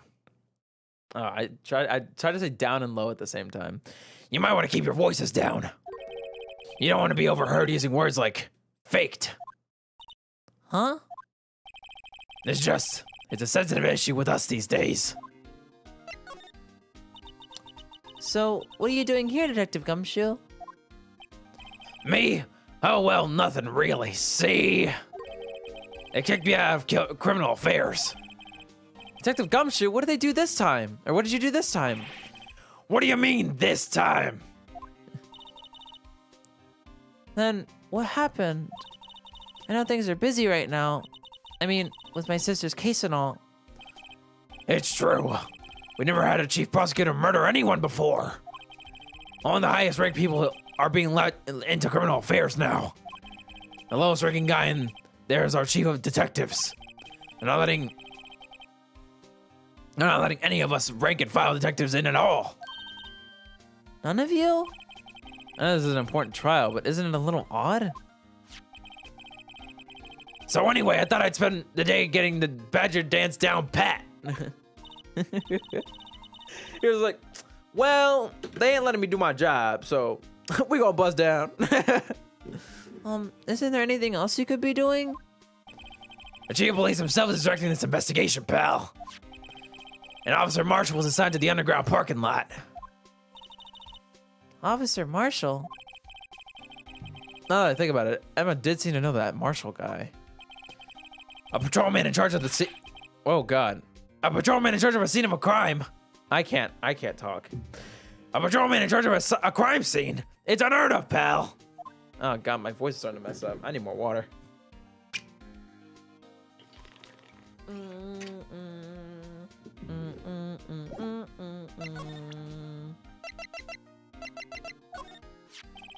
Detective, here's my attorney's badge. You show this to me every time we meet, pal.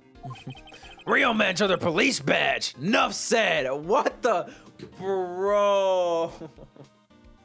I'm telling you, bro, this game ages like fine wine sometimes. What in the world? Enough said. Oh my God. Enough said. I wish I had a badge. Even an ID card would be nice. Wait. Speaking of ID cards, I found the detective's card, didn't I? Detective Gumshoe? What can you tell me about this? Huh? Hey, pal. This is detective's ID card. You can't just keep that. You have to turn it into the police. It's people like you that get me into so much trouble all the time. I mean, Detective Gumshoe must drop his card a lot. Let's see. Bruce Goodman. Goodman. Sounds familiar. Nah, my mistake. But didn't you just work together with him and... Whoa, now I remember. Bruce Goodman. He's the victim. Dude, I swear this game was setting up the entire time for it to be Gumshoe. I hate this game, bruh. They knew what they were doing.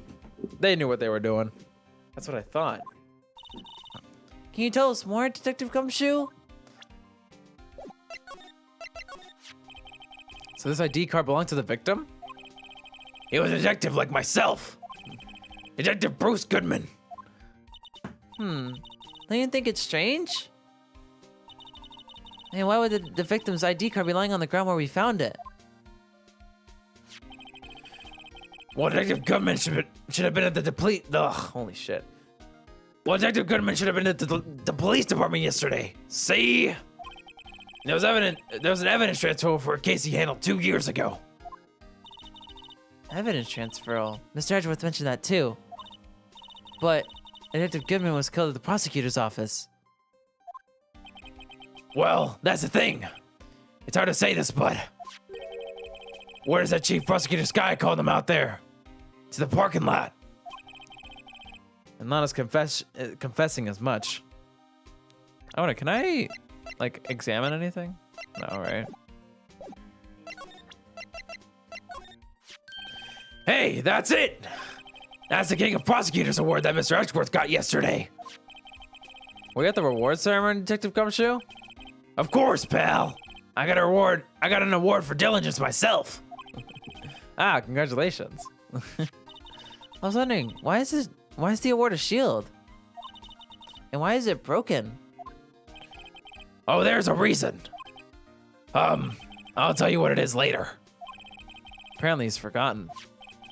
But I was proud of Mr. Edgeworth for winning that award. And with all the naysayers in the prosecutor's office.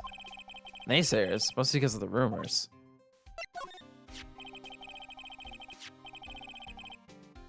Okay, that kind of confused the heck out of me.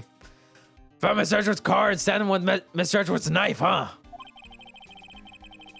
What would drive Chief Prosecutor Sky to do such a thing? Well, wait, I mean, sure, of course, someone else really did it. Someone must have a grudge against Mr. Edgeworth, see? The car and the knife do seem a little too well organized to be a coincidence. Poor Mr. Edgeworth. What could have happened? I have to find out a little more about what's going on with Edgeworth. Same thing.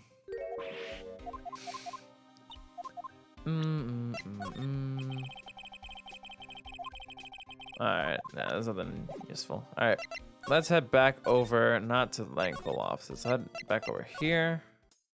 Head back upstairs. Oh, wait. Work desk is quite tidy, as one might expect. What a nice desk. Easy to use and easy on the eyes. It's polished so well I can see my own reflection. I prefer not to have to look at myself while I work. Weird, I definitely read that one already. Why is everything up to explore again? Well, some of it. That's weird. Oh, what a soft and comfy sofa. Makes you want to say sofa so good. Sofa, so far? Yeah, I got it. I'm glad she's not she's not an aspiring comedian. Why was it spelled like that? There's a jacket framed on the wall, just like a painting. Fabric is high-grade cashmere, Italian styling. Silk ruffles, turquoise buttons, and a gold thread collar. I'm guessing it's worth around $5,000. For $5,000? Speaking of which, your suit would be about... That's enough of that. I don't need my life appraised, but I don't need my life appraised. Thank you very much.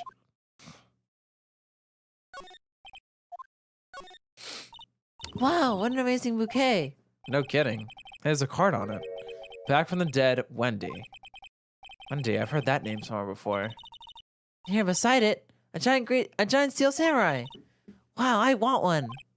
Huh? There's something written on the bottom of his foot. Between a rock and a hard place, Wendy. Is the prosecutor in this office named Wendy? I don't think so. Huh. Whoa, these are all case files? They're stacked up to the ceiling. There's even a ladder. But the shelves already packed super tight like that. What's the prosecutor gonna do when they get new files? Splendid, Mr. Wright. What an unusual observation. I think that was a compliment. Hey, a chessboard. I'm not too up on my chess, but it looks like a blue's in a bit of a tight spot. There is a surrounded the blue pawn. Huh? Those horses are mounted on knights. Their swords have really sharp edges.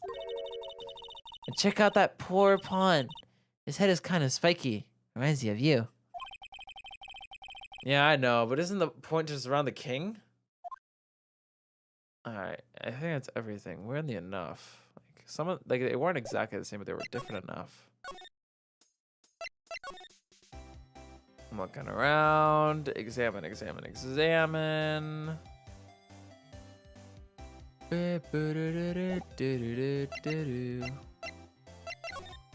Nope. Maybe something I can show to them. Nope.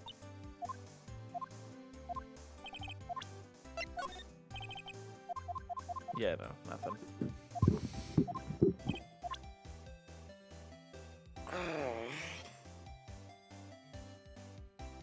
Oh, God.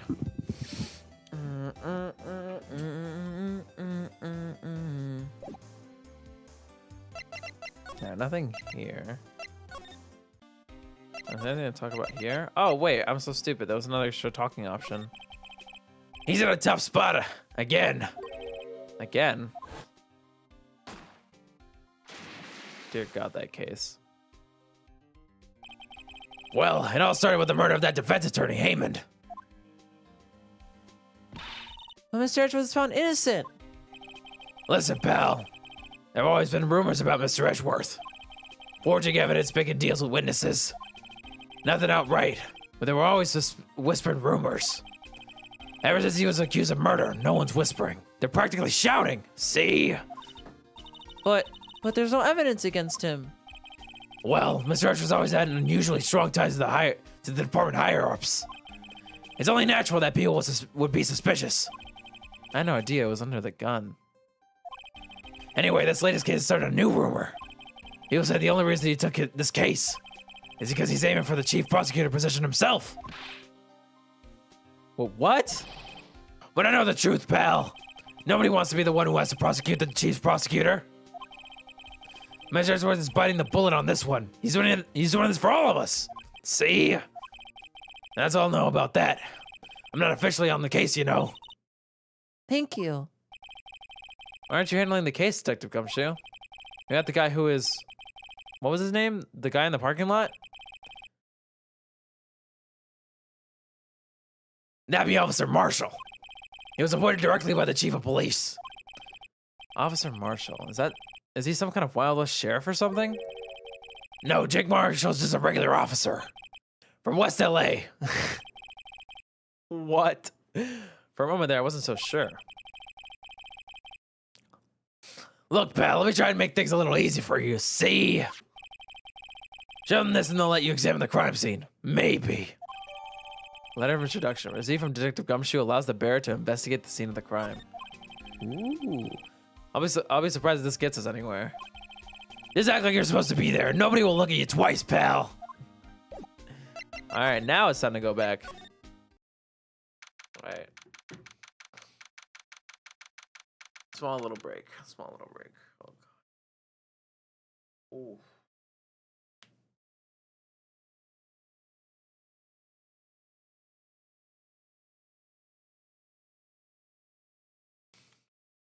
Oh God.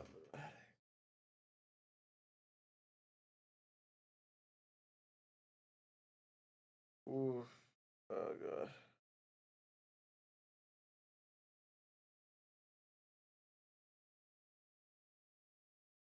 All right, let's game. Ugh. I would sleep right now, but instant is more important. If you need to sleep, you should sleep. All right. If you need to sleep, you should sleep. I'm just like tired. That's it. All right, February 12th, prosecutor's office, underground parking lot. Alrighty, let's get this show on the road, fellas. Looks like the investigation is still going. I have to be getting back to the shop. So it looks like I'll be stuck in this pit until the sun sleeps. See you in my dreams tonight then, baby. Oh. Oh, still here? Ah, hello. Why the surprised looks? Didn't I mention? I've got a boyfriend in criminal affairs too. What happened to the security guard? Hey, what's wrong, Bambina? You're looking like a doggy that's lost its herd. Jake Marshall. Strange guy to put in charge of a crime scene. God, he does have a theme like this. Alright. We can re-examine everything if we really want to. I have a feeling none of this is necessary. Oh. If you want to take a closer look, you first have to deal with me. You're gonna have to deal with me first, partner. Huh. A duel sunset. The winner leaves and the loser in the winner leaves the loser in the dust and takes all. The blood law of the gunman. Note to self, jurisdiction squabbles are settled by dueling. Why'd you scribble like it's adorable? I think one body per murder case is enough. Thanks. What in the world? I'm assuming he just says the same thing over and over. Yeah, okay. Alright, so we do have to talk to him in some regard. Alright. There's something I wanted to ask you. The seat of the crime, a cold grave for men who've lost their dreams. And me, I watch over them as they sleep, dreaming of the desert's harshest judgment. He's asleep. Should we show this hopeless case something to catch his interest? Let's say dialogue, right? Alright.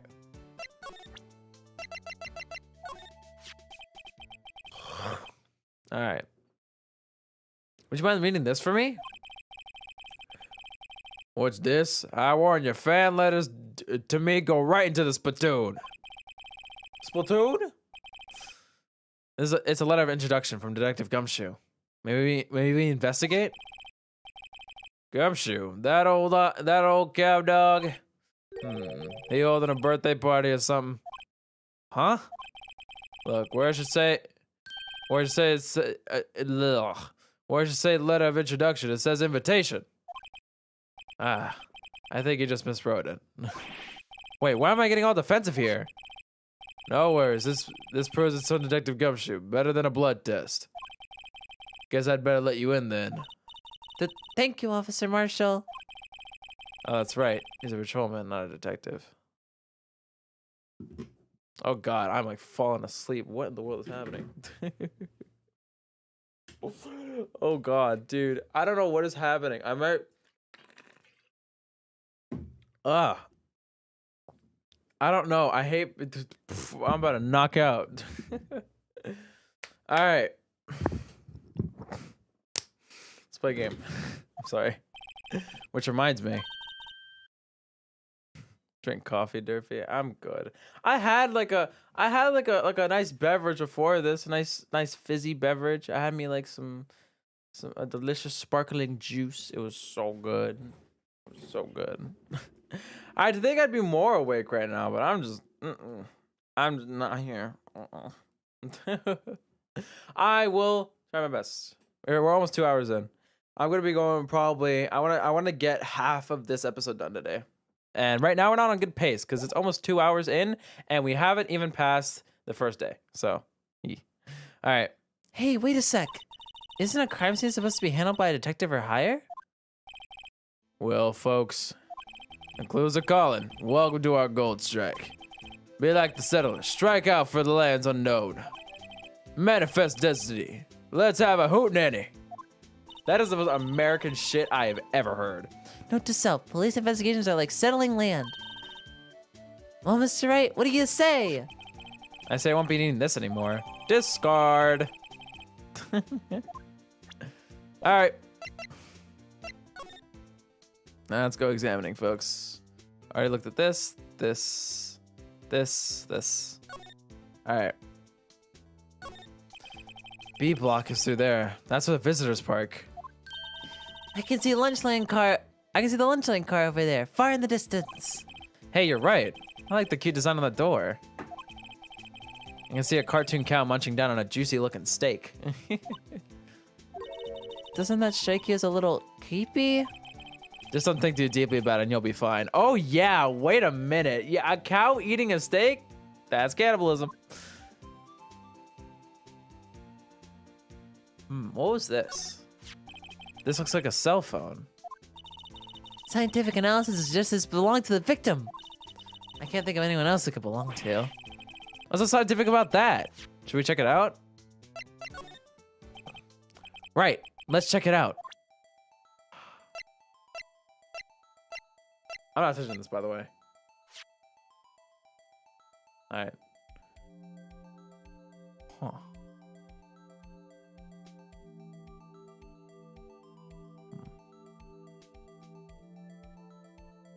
So, ooh.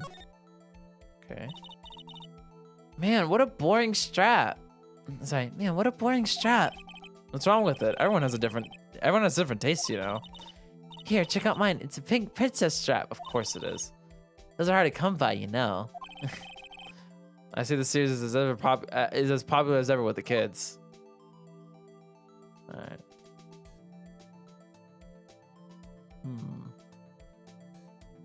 Ooh? What is that? This phone is still on the redial screen. Redial? Mr. Wright? Most phones keep a record of all calls you've made and received. You just press the blue button to display the last number you called. Convenient, isn't it? I'm surprised you didn't know about it. Sorry to disappoint you, but even I know about things like the radial. The redial, not the radial. Am I stupid? Huh? Oh, I'm sorry. It's just, you never know with people from your generation. Huh? My man, we're not that old. Whatever, let's check this phone out. We're not that old. All right.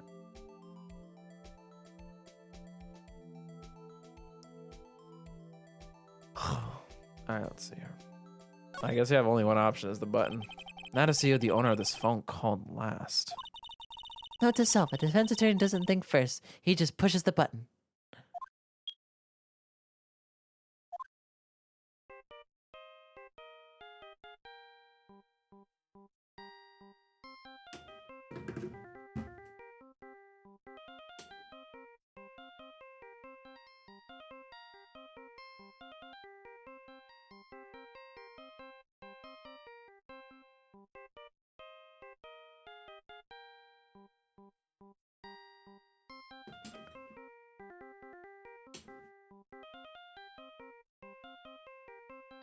God damn, this chiptune Steel Samurai theme goes stupid. Oh my god.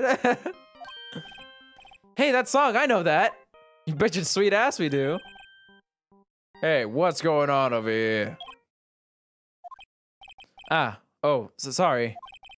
I see you, partner. You pressed the redial on that phone there, didn't you?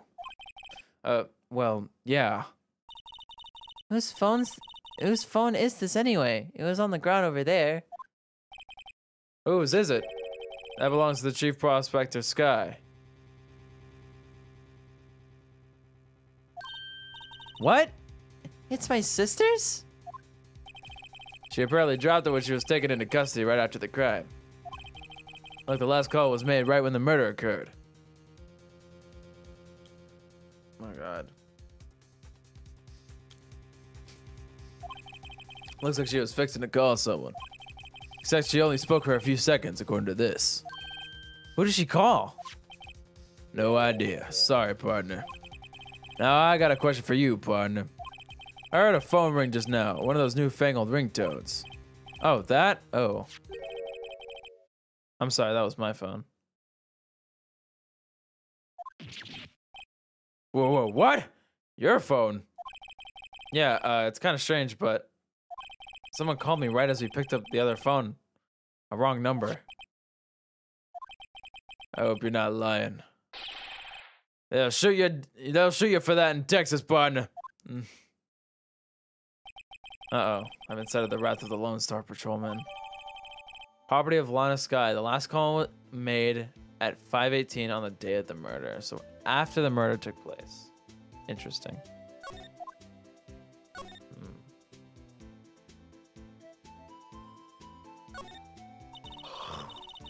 A block. This area is reserved for prosecutors. Defense areas are relegated to Blee Block. To Blee Block? I heard you the other day when I'll be able to ride my car here. I'll go over to B Block to buy my hamburgers from you, Mr. Wright. I'm not planning on giving up my job that soon. What the hell? What made her think they were gonna become a burger boy, huh? Alright, let's do this. This appears to be the car where the body was found. Looks like the lock on the trunk is busted. The crime took place in the underground parking lot at the prosecutor's office. The body was found in the trunk of my subordinate's car. Quite a luxury car. It just screams, I have money to burn. Yeah, prosecutors get the big bucks. Of course. But right, Phoenix was like, I want the job that pays less. This rope, is it? Yep. They laid it in the outline of the victim's body. So wait, the victim must have died when the killer closed the trunk on him. You have got to be the only person I know that would come to that conclusion. I mean, honestly, it looks plausible, right? I'm looking around for evidence, by the way.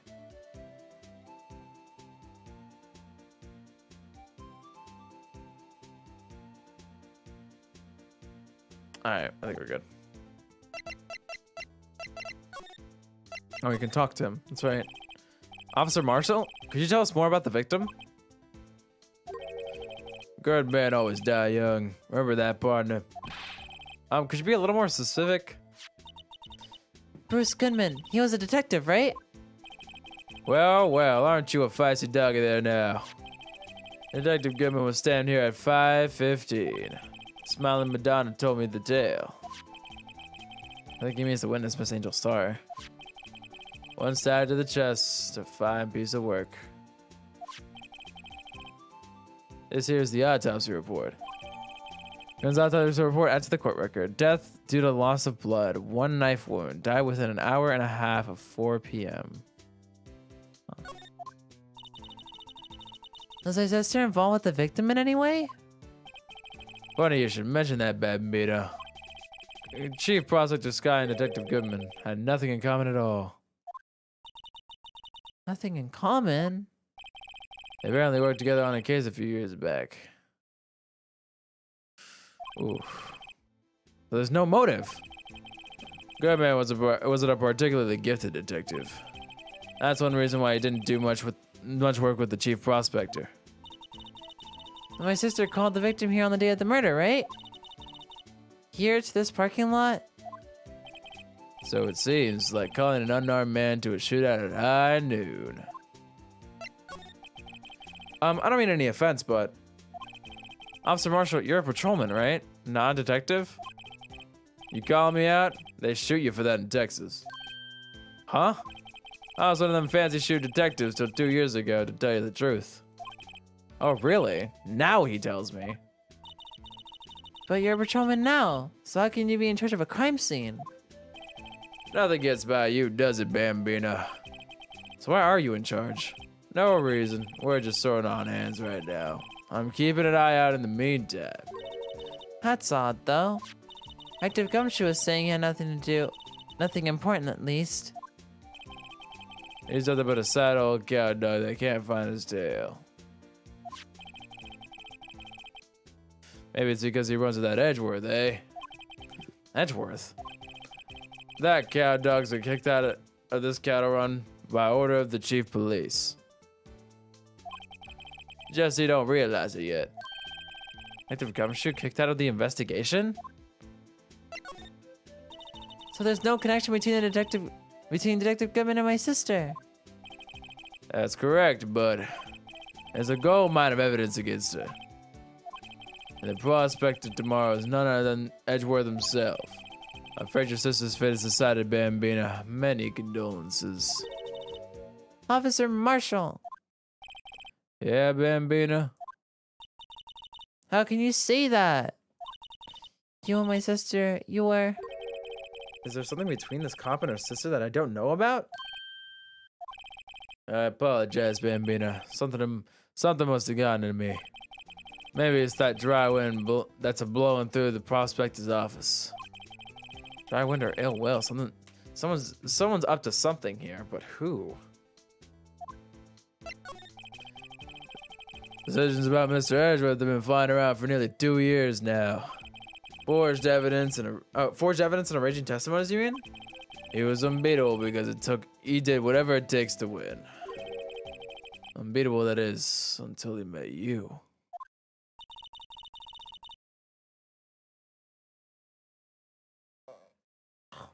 Alright. But rumors are just rumors, aren't they? These are prosecutors we're talking about. Evidence is everything to them. If you follow the rumors about Edgeworth to their source, you find one person. But they're off limits. Untouchable, you might say. One person? Who? Hate to say this, but it's your sister, Bambina. Chief Prosecutor Lana Sky. What? My sister? Edgeworth couldn't rustle all those cattle by himself. Some people load their guns with bullets. Some people load them with deeds. But wait, what? What you're saying? You're saying Edgeworth was making deals to win trials? Where there's gunshots, there's bound to be bullets. That's what the old timers say. There's a big old secret in and around here somewhere. Everyone knows it.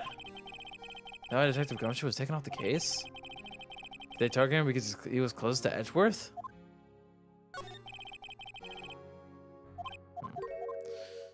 I accidentally hit A, by the way. My bad.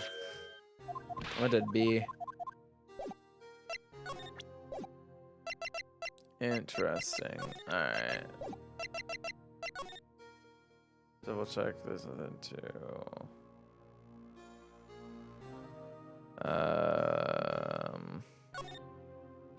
Let's see. I think we are good.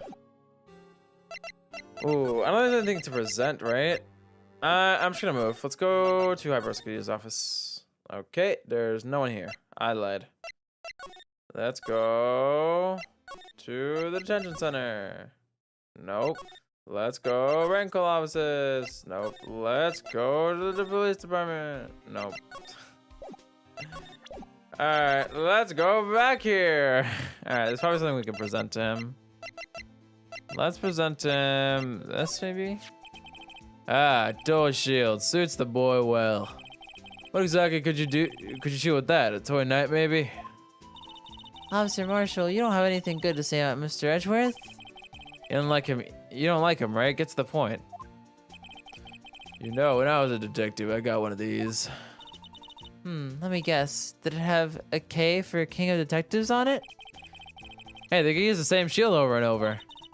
Note to self, the prosecutor's office on criminal affairs is surprisingly cheap. You know it. They've gotten cheaper with every passing year, I tell you. That is very true, actually.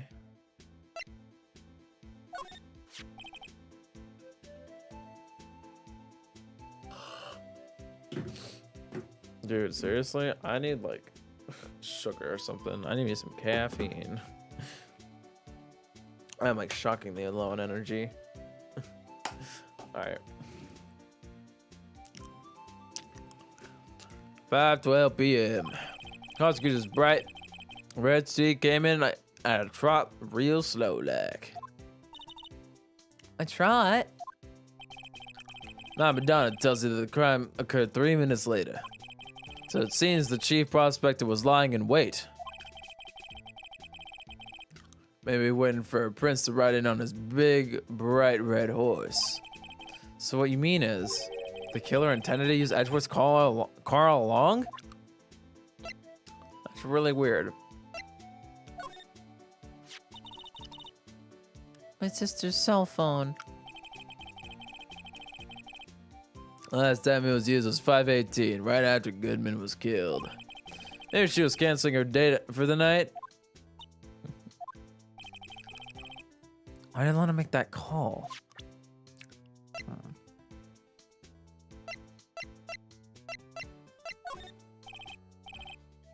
All right, compadre, count to 3. Huh? You gotta do that if you're going to draw evidence on someone. That's what we do in Texas. I'm gonna never visit Texas. True.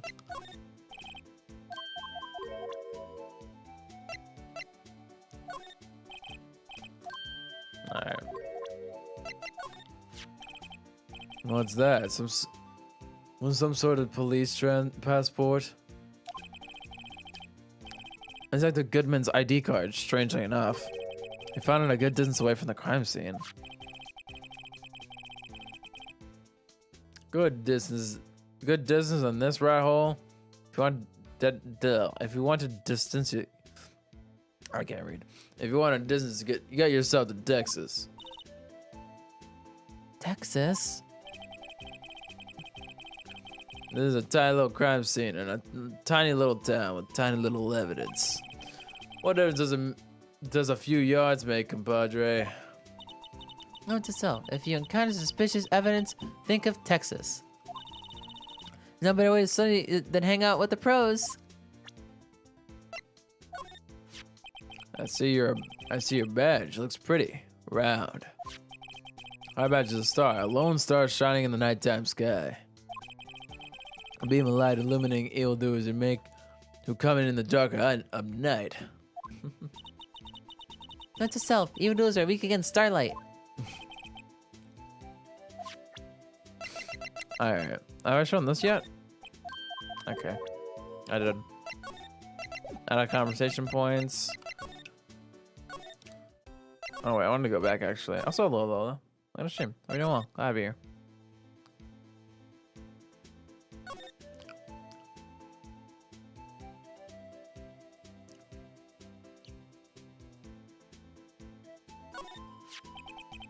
What's this? Looks like a note of some sort.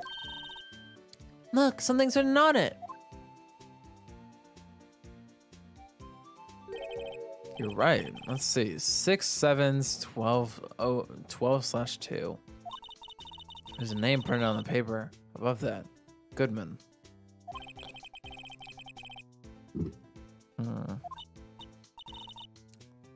Well, so what does it mean, Mr. Wright? How am I supposed to know? Note to self: for deductive reasoning, go to Edgeworth, not Wright. I'm sure Edgeworth wouldn't know what this means either. Alright, victim's memo found in the car trunk. So, well, how are we doing, Mr. Wright? At least we got some clues. I have an autopsy report, a note from the victim, and a cell phone. So, you think we'll be okay? Well, the other thing still bothering me is that Lana is confessing to the crime. She says she did it. No problem. I can guarantee that she's not the criminal. Oh, by the way, Emma? Yes? I know that song your phone plays when it rings. What? Ba ba da ba.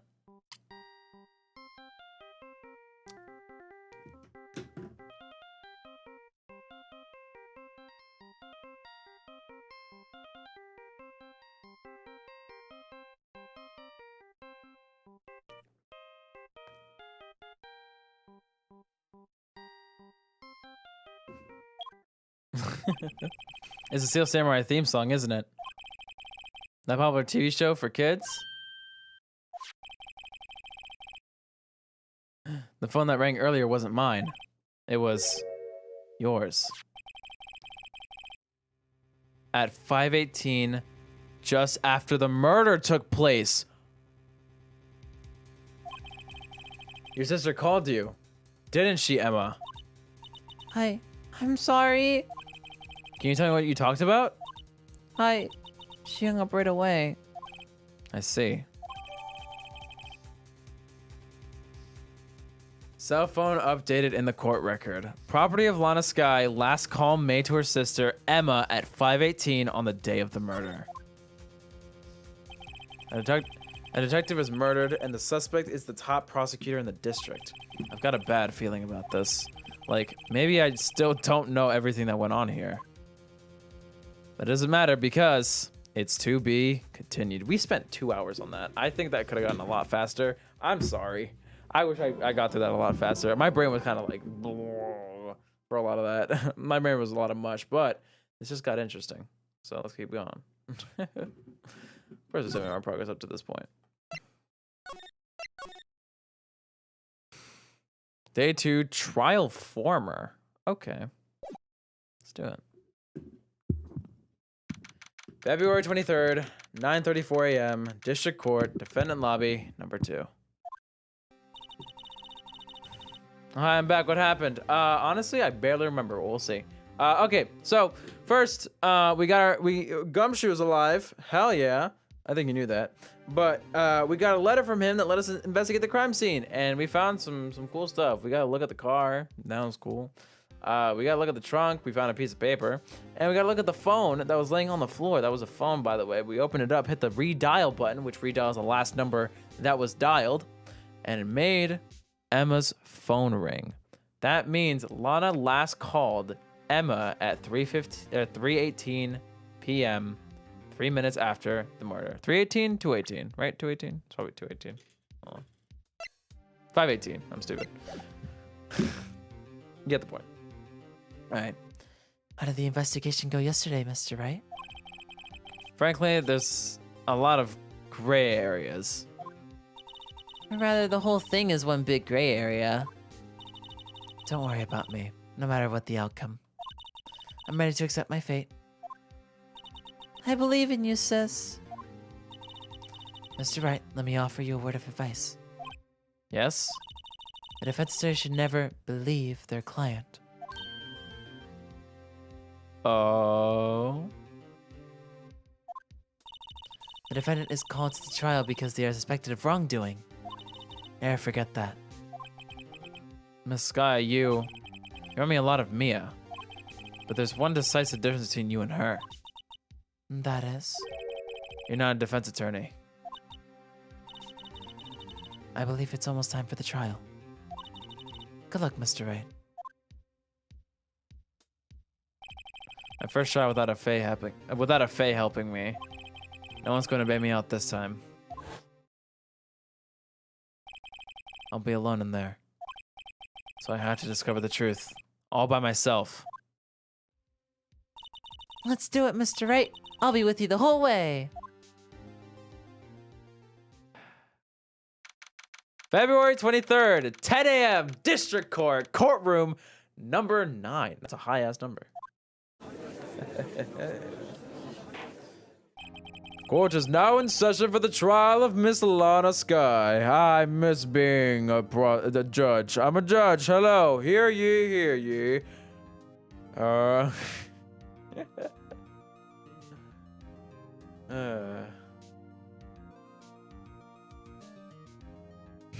It's Kelly, I swear to God. I saw a mommy on screen for a second. Oh yeah, Mia, that's right. I forgot Mia flashed on the screen. You guys just go, oh, ooga booga. Hubba, hubba, hubba, over Mia. Anyway, court is now in session for the trial of Miss Lana Sky. The defense is ready, Your Honor. The prosecution has been ready for a while, Your Honor. Wow. Thanks, I guess. Edgeworth. It's been 2 months, but I haven't been in a courtroom since his trial. I hope that personal feelings will not be a part of the proceedings today, Mr. Wright. I will choose the path I think is right, regardless of those around me might say. The judgment to be made here is in our hands, not those of anyone else. Very well, Mr. Edgeworth. Your opening statement, please. Chief Prosecutor Lana Sky has committed an unpardonable crime. Not only this, but she was rash enough to commit it in the prosecutor's office lot. Wow, he's much more forceful in person. I suddenly feel like confessing to everything. However, she will now pay for her rashness with her life. There was a witness to her crime. A professional witness. Well then, call your first witness, Mr. Edgeworth. The prosecution calls its first witness, Miss Angel Star, to the stand. The cough-up queen? I still don't understand what that's supposed to mean. You chose your name, by the way. Haven't I seen you somewhere? You ordered the caviar lunch, right? Oh ho ho, caviar! I haven't eaten caviar before. The judge is really wolfing it down. Ah, and for you, I have a fiesta bowl. Thanks. Will the witness state her name and profession? Ah, and you, sir? Did you order the fingerprint lunchbox? That is... Okay. That's a name. It is too early for lunch. Your name and profession, please. Well, Your Honor, how does it taste? So this is why everyone raves about caviar. It's so tasty it hurts. I always thought caviar would taste like pickled tapioca. What the hell does pickled tapioca taste like? Name, profession, now. Me? The name is Angel Star. Don't go forgetting it. I find myself running Lunchland these days. Is that what you wanted me to say, Mr. Edgeworth? Very well, witness. Please describe the incident to us. The prosecution will wait. I'm not finished eating. Bro, what is this meme of a case, bro? Hurry it up. Very well, Mr. Edgeworth. As you know, we usually call the police to provide a description of the crime. Your Honor, as Mr. Edgeworth has said to the court, I am a professional. Huh? What exactly does that mean? Until 2 years ago, Miss Angel Star was a special investigator with the police. Huh. That's interesting context we did not know. Does caviar taste good? I wouldn't know, so. I mean, maybe. It probably does. She was a first-rate homicide detective. What? Miss Star was a detective? Ah, ha! I know who you are. Cough up. Cough up, Queen Angel Star, Your Honor. Long time no see. Very well. You may continue with the description, Miss Star. He is simping. Just who is this lady? If I might have the court's attention over here. The parking lot at the prosecutor's office is divided into 2 blocks. A block is for the prosecutor's office personnel. B block is for visitors and clients. A chain divider separates the 2 blocks. I suppose that is to keep visitors from taking up prosecutor's spaces, yes? The crime took place by a car in the back of A block in the car's trunk. The killer stabbed the victim with this knife and went to drive the body out. Unfortunately for her, there was a witness and an arrest was made on the spot. And who was this valiant witness? Why, it was me, Your Honor. Parking floor plans was added to the court record. Witness, did you see the very moment of the crime? Of course, Your Honor. Immediately after that, I apprehended the chief prosecutor. It seems rather cut and dry, doesn't it? Well, Mr. Wright? Can't agree on principle, Your Honor. It seems that some poor losers are unwilling to accept the truth, Your Honor. Shall I proceed to crush what little hope they have remaining? If you can, then give them your worst, Miss Star. Wait, are they talking about me? Yeah, I'm sorry. Who side are you on? Witness testimony, witness's account. All right, we press. Wait, what? Oh no, this is a testimony. My bad. This is a testimony. All right. Somehow, I always knew a day like this would come. I was on my way to deliver a lunchbox to my boyfriend. When I sensed something, perhaps it was my finely honed detective's intuition at work. Through the wire fence, I saw the chief prosecutor standing next to a garish car. The chief prosecutor was holding a knife in her right hand. Then she thrust the pointy tip of the knife into Detective Goodman's chest. Bringing a lunchbox to your boyfriend. How touching. As you can see, there's no room for doubt. The key point to your testimony seems to be nothing other than the point of the knife which you saw being stabbed into Detective Goodman. Man, this man thinks he's a freaking comedian today. So, how does it feel to be so utterly crushed? I'm still thinking about that. It's merely a flesh wound, Mr. Wright. Very well, Mr. Wright. You may cross-examine the witness. Now it's time for cross-examination. Witness's account. You press everything as per usual. How did you know? I respect the prosecutor's basic abhorrence of the crime. Yet their methods are ugly and twisted. Twisted methods will always lead to tragedy. Lunch lady's uninformed opinion is duly noted. Given that they're used to erasing inconvenient evidence at their whim. Killing off a detective that knew too much is merely an extension of that. Miss Star, do you have something personal against prosecutors? I felt that I found my dream job when I became an investigator. And if I hadn't been laid off by those prosecutors over there, I'd still be one. Laid off? She was fired? To me, prosecutors are nothing more than worms. That being said, I am a pro, as you know. My testimony is unbiased and flawless. Very well. You may continue, Miss Star. This boyfriend, he's a detective? Not that boyfriend, the security guard.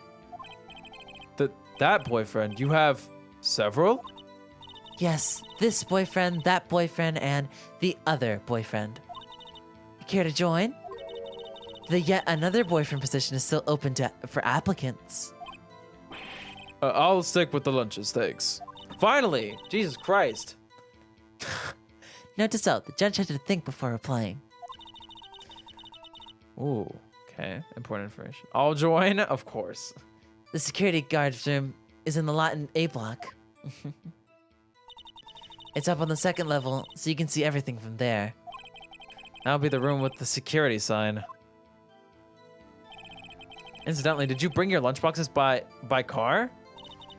Since I'm a visitor now, I parked in B block. So, she was in B block when she witnessed the crime. I'm sorry.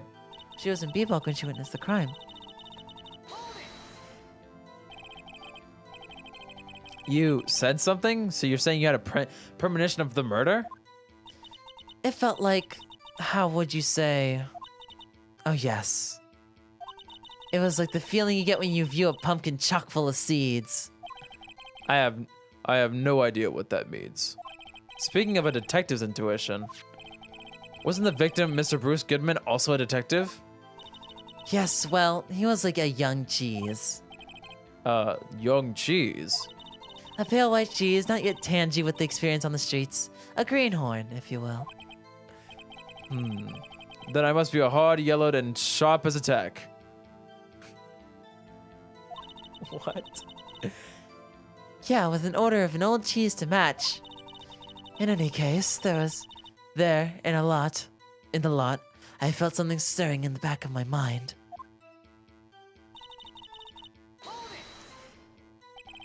By garish car, you mean...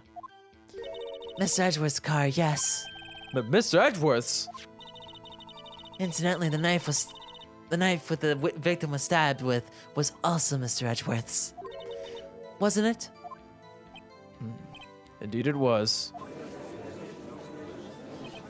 What an odd case this is. And the person you saw, are you sure it was a defendant? I saw her from no further than 30 feet away. I'm certain it was her. If she's telling the truth, we're doomed. Let's just do what we can. Even if we don't have any proof, we can always nitpick. Witness, in your testimony, you clearly stated the following. Prosecutors are nothing more than worms. Ergo, you are a biased witness. You might want to keep those silly opinions to yourself in the future, rookie. Huh? Rookie? Unless you're willing to risk the consequences of doubting me. I'll fry you like a fritter. Crispy on the outside and chewy on the inside. That was inspiring. I believe I've heard that tagline elsewhere. You could cry plagiarism. I really gave it to the lowly post of lunch lady, but my instincts are honed. Photograph. You took this? The moment I witnessed the crime, my reflexes took over and snap! I took a picture. In fact, one of my lunchboxes is rigged with a camera. What? I suppose that's more exciting than just hanging it around your neck. True. Witness. Why am I only seeing this photograph just now? You think I'd show it to you, You think I'd show it to you, a prosecutor? Think again. My boyfriend works in the photography division of criminal affairs. Well, this is most certainly the defendant.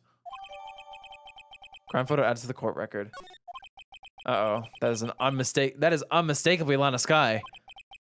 So, what the defendant was doing at the time? Tell me more about this knife that the suspect was carrying. Well, I'd say the blade was about 4 inches long. Is that right, Mr. Edgeworth? It is your knife, after all. Yes, that's about right. I'm sorry, that was the wrong voice. That's about right. Prosecutors are, by nature, well versed in the location of a man's vital organs. I'm sure it was easier than boiling an egg for my egg salad surprise set. You can't testify as to her ability to kill an egg. I mean, a person. Perhaps a chicken salad set would have been a better metaphor. So the defendant was holding a knife? What then? Tell the court why you didn't try to stop this crime. You did see her raise a knife to strike, no? The defense has a point. Unfortunately, by the time I realized what was going on, it was already too late. Too late? Yes. The next moment, the chief prosecutor brought down the murder weapon. I see. It's only a flesh wound, Mr. Wright. We can make it. You said that before. Anything else? Scientifically speaking, Mr. Starr's testimony is flawless. Sounds pretty fatal to me. Well, what do we do? Is this it? Is my sister guilty? Let's keep our heads cool and press the witness a bit, shall we? For some reason, having her panicking next to me makes you think calmer. Don't smile like that. How did you know? I respect the prosecutor's basic abhorrence of the crime. Yet their methods are ugly and twisted. Twisted methods will always lead to tragedy. Oh, wait, we already seen this one. Oh, we already cycled. Oh. Ah. Okay, I understand. Okay. I thought we didn't press it already. All right, which means all that's left is contradictions. Oh, wow, we have a lot more evidence than I thought we did. Oh, because he like gained 2 pieces just now. All right. So we have the investigator's ID card found in prosecutor's office crime scene. Goodman's ID.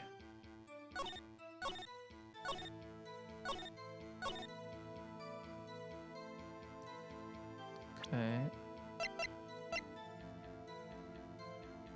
No prints. She has gloves. Okay. Rip.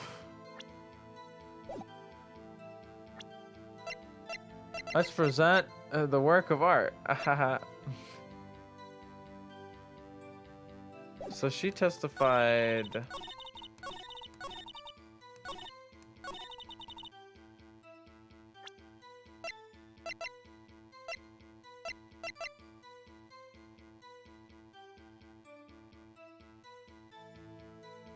Alright.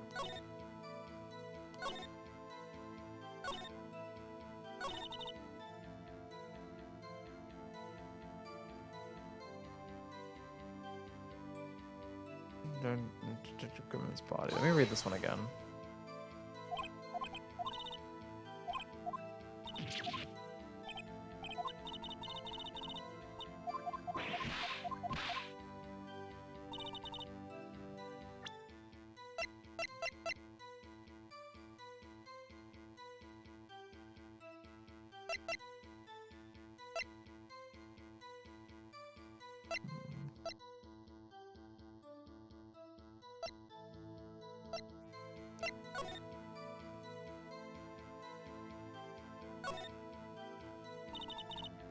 Oh no, that's not what I wanted to do.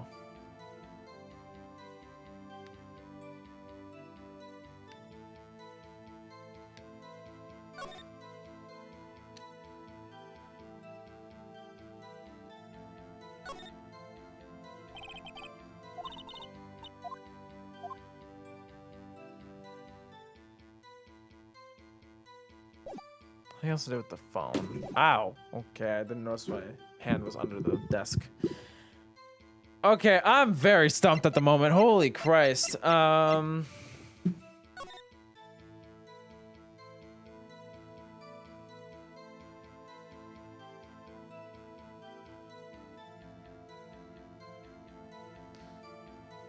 Wait. Okay, I should see it through the fence. I just zoned out. That's perfectly fine. Don't worry about it. Oh, God. Getting stuck in my ear. Bam, bam, bam, bam, bam, bam, bam. Oh, God. I'm trying to think right now because I actually have zero clue.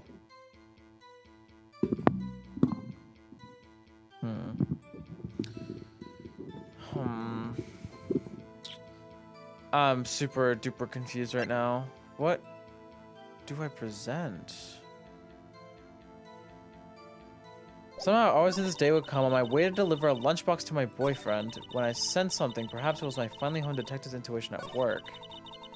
Through the wire fence, I saw the chief prosecutor standing next to a garish car, aka Edgeworth's car. The chief prosecutor was holding a knife in her right hand. And she thrust the pointy tip of the knife into Detective Goodman's chest.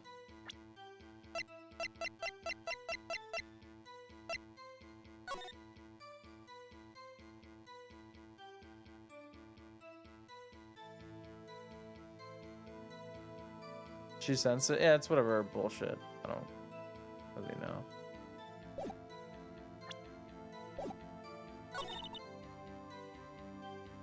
I think the only thing I'm seeing right now that's like a direct contradiction. What is this ID? Oh, I can look around the ID? Oh, gee. Looks like I have a lot to read.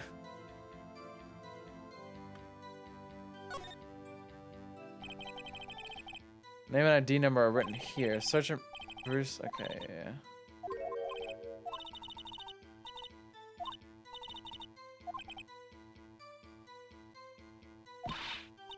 Wait, what? Where's this dialogue? Hold on.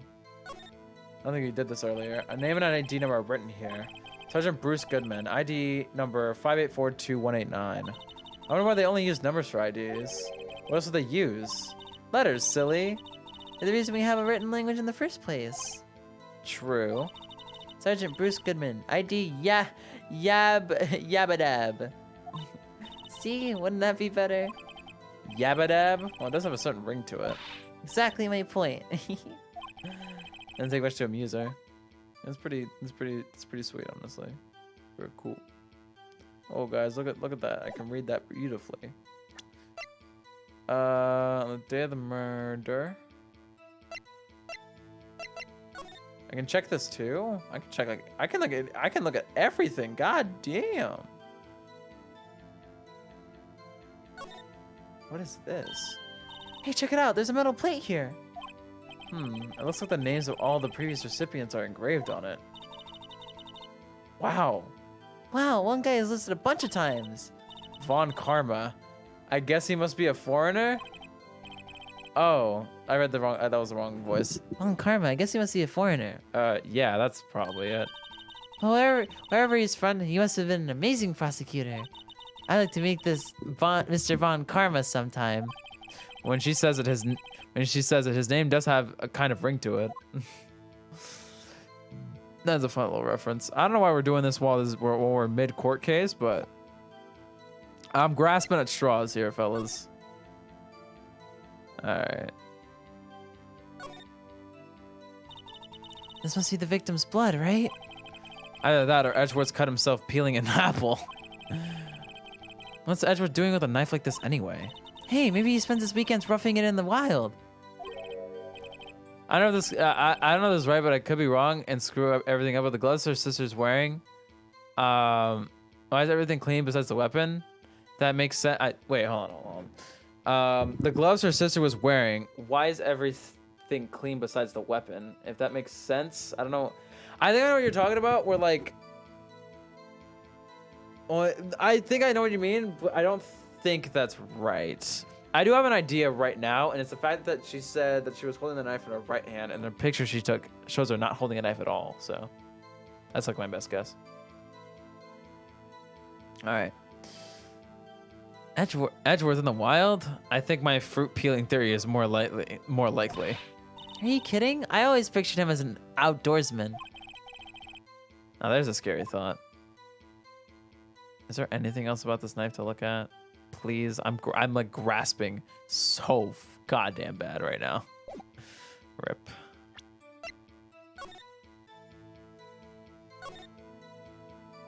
Miles Edgeworth, 1712. This is dated the day of the crime. The murder took place 3 minutes after Edgeworth parked his car. If only he was held up at a couple extra red lights, he wouldn't have been caught up in this whole affair.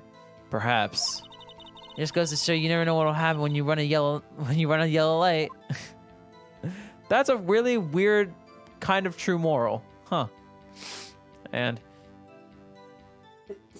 blank on the back. Interesting. I'm not gonna bother with this. The name of the deceased, Bruce Goodman, 36, male, date and time of death, February 21st, between 4 p.m. and 5:30. Cause of death, loss of blood from a chest wound. Assessment, wounded was caused by a 4.5-inch knife. A single stab wound was found.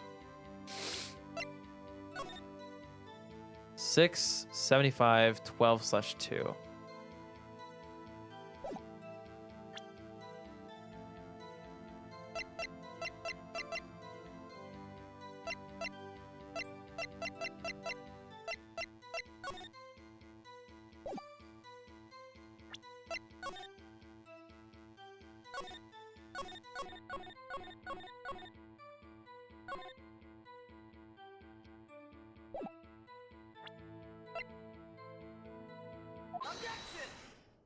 I was right.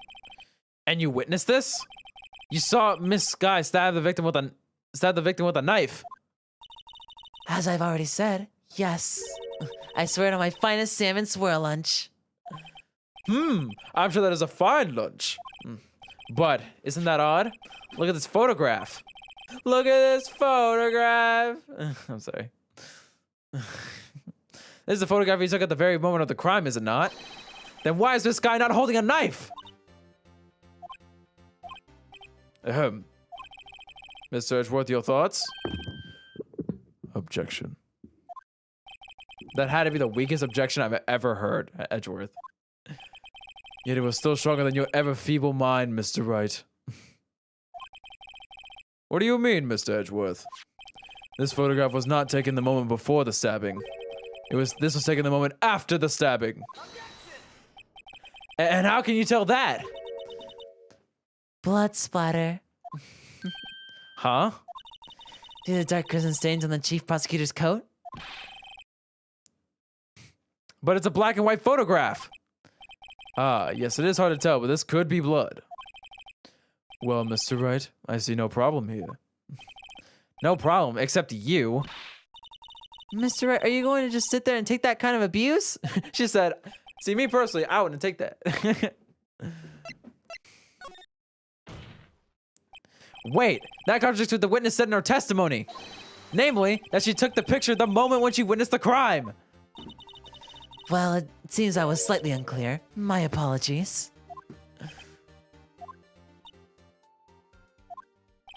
That's it?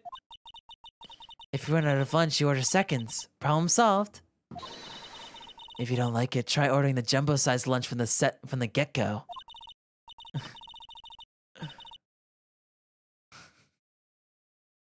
Objection! That was the weakest objection I've ever heard. What an objection. Good advice. I'm not sure I understood it, but good advice. I didn't have time to stop her. Prosecutor Sky was cold, calculating like a robot. She killed without pain or remorse. It was a premeditated murder. Premeditated? How do you know? Look at the chief prosecutor's head in that photograph. Well, are those gloves? Surgical gloves made of thin rubber, most likely. Why would she have those on? If it was not premeditated, she would not be wearing those gloves. Ugh. These gloves do seem to tell a tale of premeditation. Premeditated murder, a serious offense. Witness, add this to your testimony. The murder was planned. The rubber gloves prove it.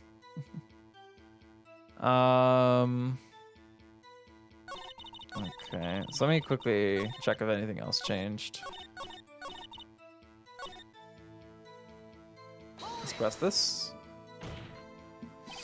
What if she was just in the habit of wearing gloves? Like driving gloves? What is this bullshit, bro? Come on. Thank you. The gloves were admitted... The gloves were admitted as evidence when the defendant was arrested. They were rubber gloves, of the kind used for autopsies. In other words, when the chief prosecutor came to the scene of the crime, she came to do murder. It's the only possible conclusion one can make. Everything was planned. It was a premeditated crime. Ah, impressive. I'm sorry they took you off the force, Miss Star. What the hell? This is bad. She's got them thinking this was all planned. She can prove this claim. The trial's already over. I've got to think of a way to show that this wasn't premeditated. All right, I've already seen this dialogue.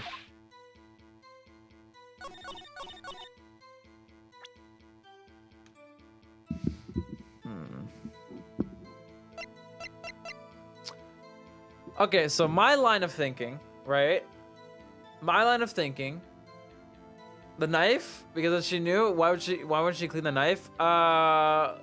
Because it doesn't matter what the murder weapon is, right? If she saw her doing the murder, the knife being clean or not is pretty inconsequential for the most part. Though What I am curious of, oh, that's just a victim. Okay, I thought it was. I wanted to see if it said anything about the blood, because if it didn't, then you could see if it had her blood on it because she cut herself. But what I'm thinking is, this ticket tells that the car came in at 5:12, right? So there was a 3-minute window, right? There was no way she knew that the car was going to be there by 5:12 or 5:15 unless it was premeditated with Edgeworth, right? So that's what I'm thinking. I have no clue what this is. This is irrelevant yet for the moment. I don't really care. And that. All right, this is the plan. Okay, that's wrong. Your Honor, that statement contradicts this evidence. It doesn't. I'm sorry. I lied.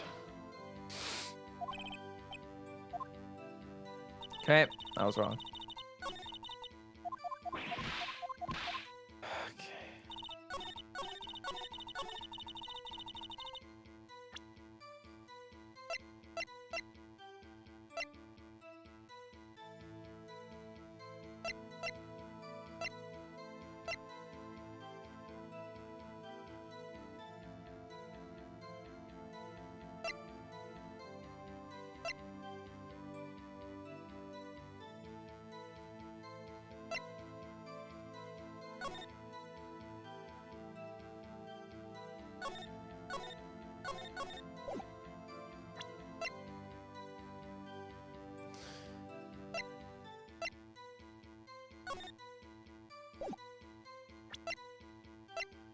I'm gonna get real with you. I have no clue how to prove this.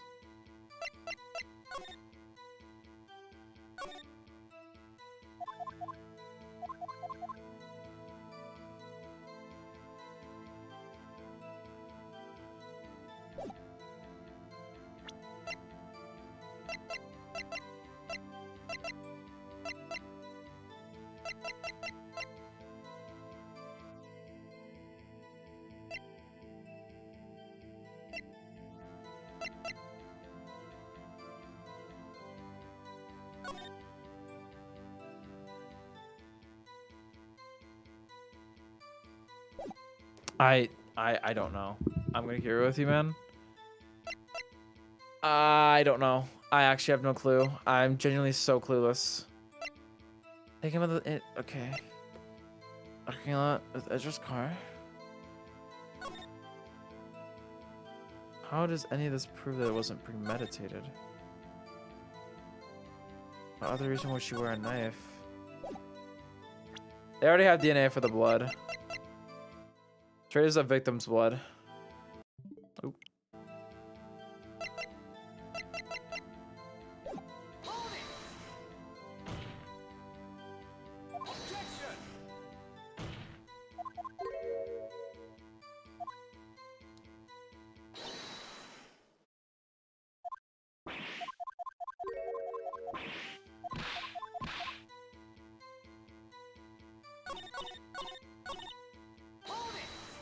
Shit, I meant to open the present menu, my bad.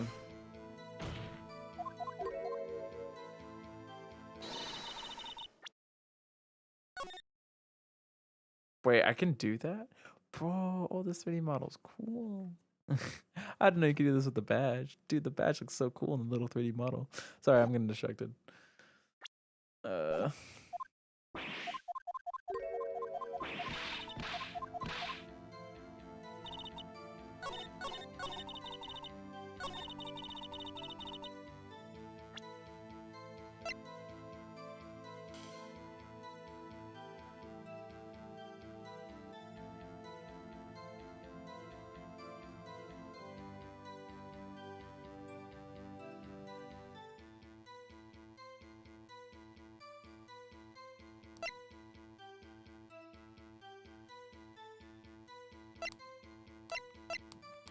I don't know.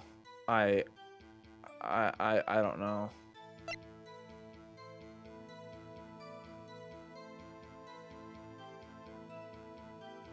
I actually I don't know.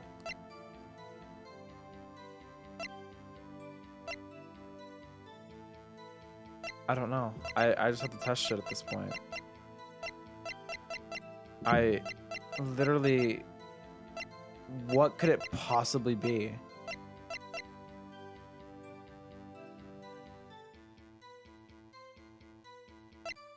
Usually in Edgeworth's toolbox, right? Okay. What is this memo? What is this? What does this do?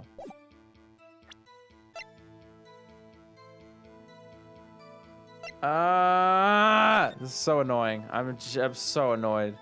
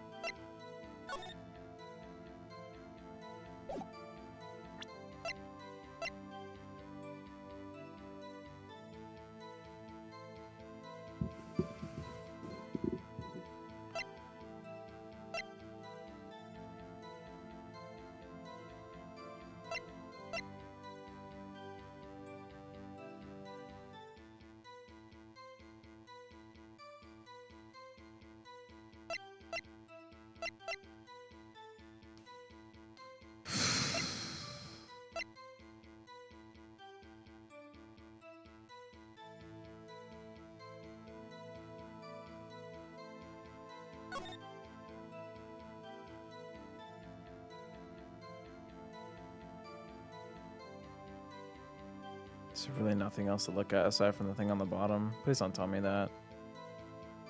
Okay, I'm starting to concoct a little theory. Right? I assume that she was present on the day of this, right? So she had gloves on with something pertaining to this. That's the idea. Nope, wrong.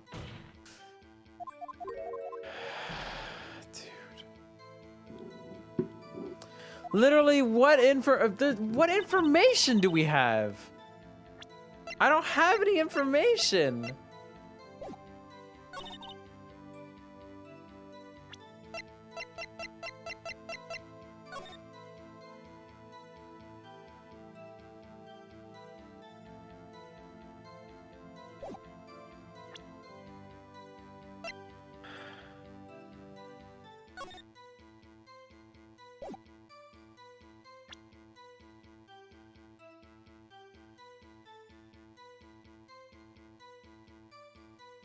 Screw it, the phone, I guess. I don't know. I don't have any information. I don't have anything.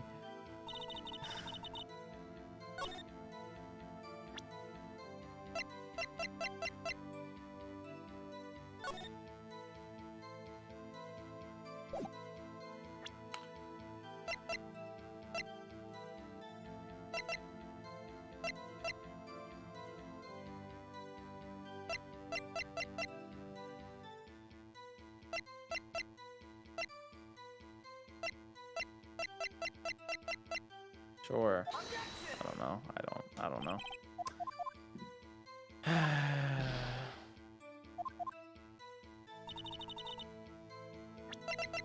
Let's do the knife, I guess.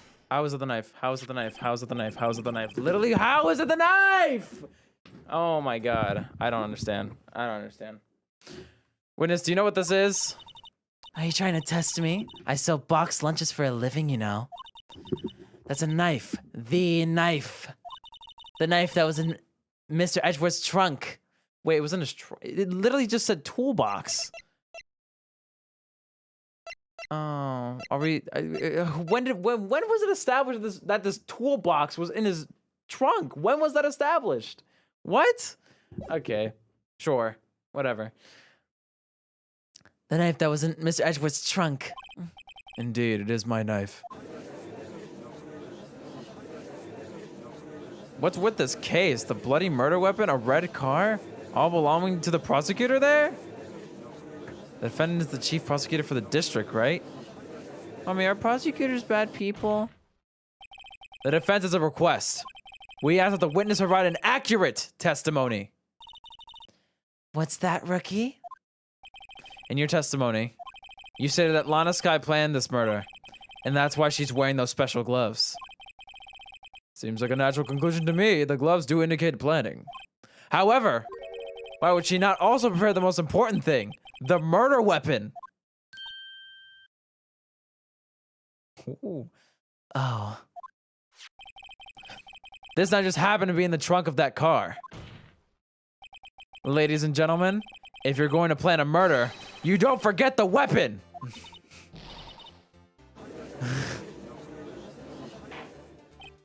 Order, order, order. Great, now the time is turning in our favor. Great show, Mr. Wright. My sister's as good as free. I don't know about that. Right. I believe the next lunch you'll be eating is humble pie. Really? We're bringing jokes now? Well, what? I hope you weren't deluding yourself into thinking that the tide has turned. Not over such a trifling detail. But this shoots a hole in the whole premeditated theory. Bah. The prosecutor should care less if it was premeditated or not. The only one who seems to care is that lunch lady over there. The defendant, Lana Sky, murdered a detective with a knife. That is the only thing that the prosecution needs to prove. Nothing else. Very good, Mr. Prosecutor. I suppose you think you're clever now. But you know as well as I do that she planned on killing him. It was planned!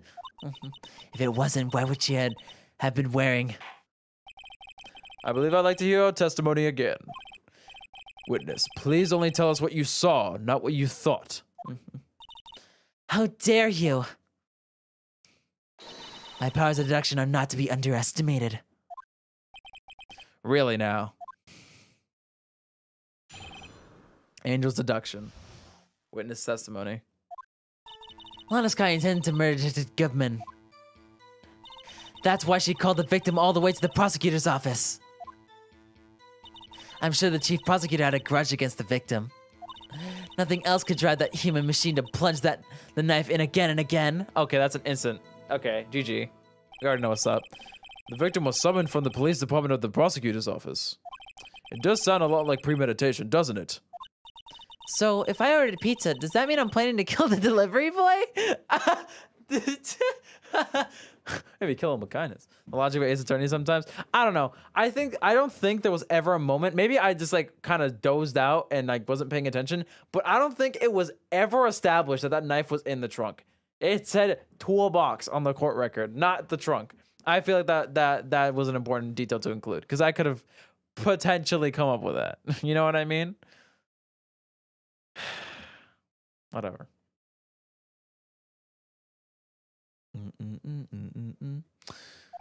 In any case, the defense may now cross-examine the witness. I hope we know what's up. In fact, I don't even want to press. Punch the knife in again and again. One knife wound. Not hard. You say she stabbed him again and again? But you couldn't have witnessed that. Are you testing me? Then I'll test you. With my moss surprise! I'm afraid the moss is growing under our feet as we wait, Miss Star. That look, though. Well, what do you mean? I shouldn't have to explain this. But take a look. The autopsy report states that the death was due to a loss of blood from one stab wound. Aha, you're right! Good show, Mr. Edgeworth. What a hunk, he's my hero, really. What about my objection? No one noticed? Well, a witness? You got the crime set, right? You got the crime scene set, right? Oh, thanks. I always believed that no one could ever mistake ketchup for blood. But now I realize that such mistakes are possible. So, you're saying that you mistook something for blood? When she lifted a knife, I thought I saw blood at her breast. Okay. Splattered blood from her victim. That's why I thought she must have stabbed him at least twice. And tell us what you saw that you thought was blood. Testify.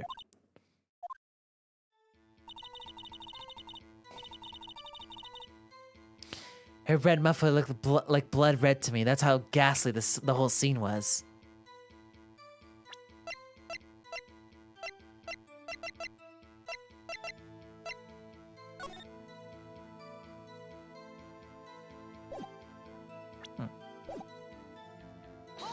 Let's press. Her red muffler? Yes, like a scarf. The chief prosecutor always wears one around her neck, so she can be easily hanged at a moment. What the? Whoa. Okay. That was a little much. So she can be easily hanged at a moment's notice, I suppose. She's right. This guy was wearing a red scarf, wasn't she? But wait, isn't it odd that you mistook that for splattered blood? Well, people often mistake my beard for a bib. I judge with a bib. That's why this place feels so much like a kindergarten sometimes. Actually, I do think I saw some traces of blood on her chest. However, the autopsy report is clear on this matter. There was only one knife wound. Apparently, Miss Starr isn't entirely sure of her own testimony. Mr. Wright, this is our chance. Chance for what, I wonder? Miss Starr has turned out to be as short-tempered as she looked when we first met her. Challenging her abilities as a detective really set her off. The short wick burns out the fastest. It's a scientific fact. I wonder, wouldn't it depend on the size of the candle? I mean, add more wax and even a really short wick will burn longer. Obviously, more scientific testing is required. That's a weird little side thing.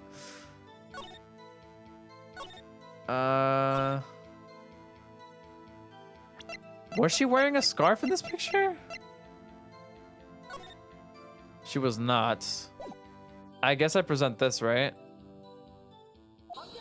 Yep. Miss Starr, I demand an explanation.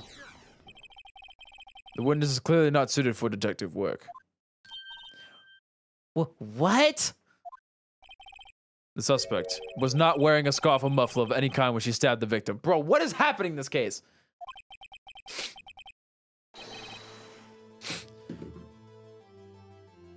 There you go. And you proved it yourself with this photograph. Shut up, controller. Huh? But that can't be. Only a professional lunch lady could be so utterly clueless. Congratulations, perhaps you finally found your true calling in life. Harsh words, but good. In the end, Mr. Edgeworth prevails. What was my objection? Chopped liver? But it was there. A scarf. No, not that, but something red. Really? Well now, where were we? The witness has given us an entertaining interlude, but back to business. What? Very well, witness, continue your testimony. You saw the crime and apprehended the suspect. Tell us about that. What in the world is happening? Very well. I do remember some things accurately, at least. Ultimately, we couldn't shake the most important part of her testimony. The most important part? The part where your sister stabs the victim. This next testimony might just be the moment of truth. Witness testimony apprehending the suspect. After the murder, the suspect attempted to run behind a partition off to her side. I quickly caught her and explained her rights to her and arrested her on the spot. Ah yes, when I arrested her, she mentioned the muffler. That's what had me confused in my earlier testimony. The chief prosecutor made to escape, but against Angel Star, resistance is futile. You are quite determined about the scarf, aren't you? I strike like a snake and bite like a cobra. That's me, Angel Star. That wasn't a very good metaphor. First of all, a cobra is a kind of snake. Don't bother me with details unless you want to get bitten. No thanks. Note to self, Mr. Wright is weak against poisonous snake bites. And is super effective against... No, I'm kidding. The chief prosecutor tried to resist, but her efforts were in vain. She knocked my hands aside, kicked over an oil drum. An oil drum? Hard to imagine. Oh, she's beautiful but deadly. A predator, this one. A leopard woman. Why? Very well, Mr. Wright. Your cross-examination, if you will. Apprehending the suspect, cross-examination. After the murder, Alright, I don't have to read this. Let's press that on everything, because I need all the help I can get. So where's this partition on the floor plans? I'm sure she means this wall next to the car. That's right. There was a wall there, about 6 feet high. Oh god. Here you go. she was obviously trying to hide herself. Quite a natural thing for a criminal to do. And what did you do then?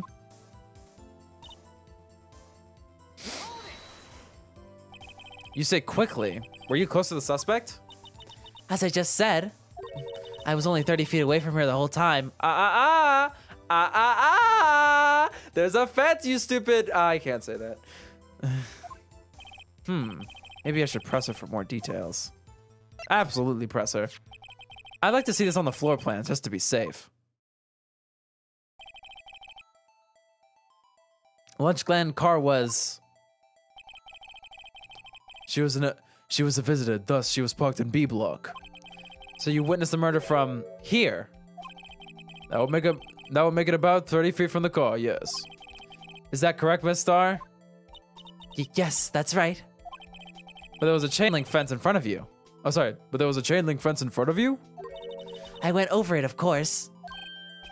Amazing, the cough queen at lunch lady athlete indeed. It would have taken her a little time to climb over the fence. So she couldn't have gone to my sister that fast. Yeah, that fence was about 9 feet high, too. So how did Miss Guy not get away?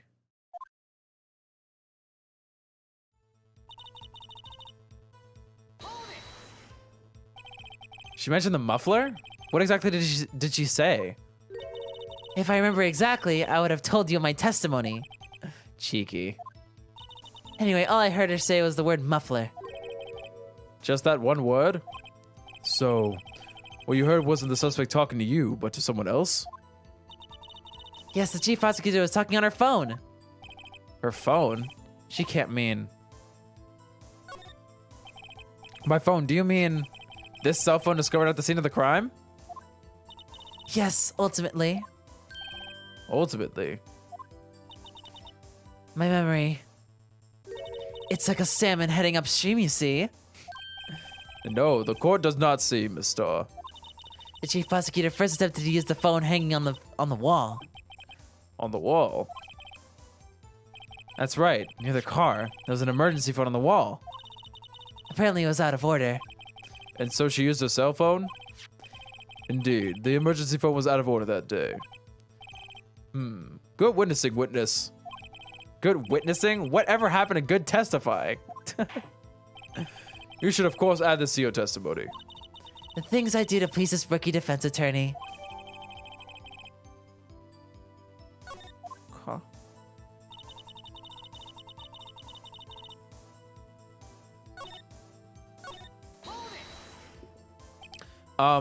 Do you think you could restate your testimony for the court?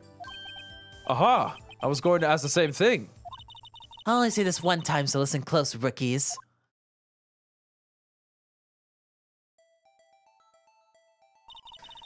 The chief prosecutor stabbed the victim, ran behind the partition. She picked up the emergency phone on the wall, but it was out of order. So she pulled out her own cell phone out of her pocket. And during that time, you climbed. Oh, sorry. And during that time, you climbed over the chain link fence.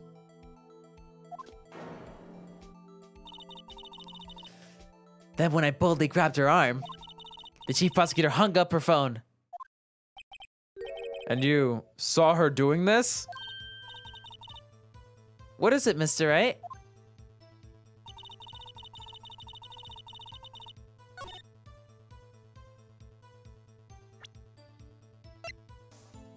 Girl, if you don't mind me asking, how you seeing this shit behind a wall? Can I question that?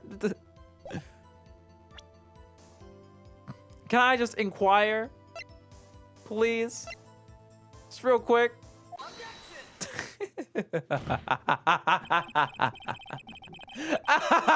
Miss Star, I have to conclude that you have a personal grudge against Miss Lana Sky. The witness is a former detective. Her testimony is unmarred by personal bias. Well, who would have thought that you would be my knight in shining armor, Prosecutor? You, who, together with the Chief Prosecutor, kicked me out of 2 years ago.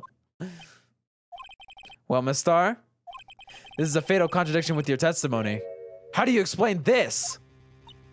I don't know what you're talking about. Mess with me, and I'll make you cough it all up.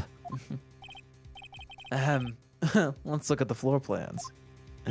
You said you witnessed the crime from this point. However, if that's true, you could not have possibly seen Miss Sky making that phone call. I believe you see what I'm getting at. The emergency phone that was on the back side of this partition. If indeed you weren't B block, you couldn't have seen it. Order! What is the meaning of all this? It's simple, Your Honor. She's not coughing up lunch. She's coughing up lies.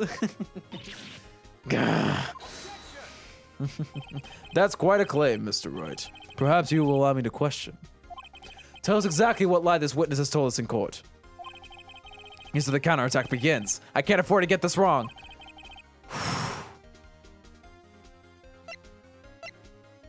She lied about where she saw it. Miss Scott tried to use the emergency phone, but it was out of order. What is significant about this fact? Nothing. Therefore, it would be pointless for Miss Star to lie about it. Pointless to lie. I see.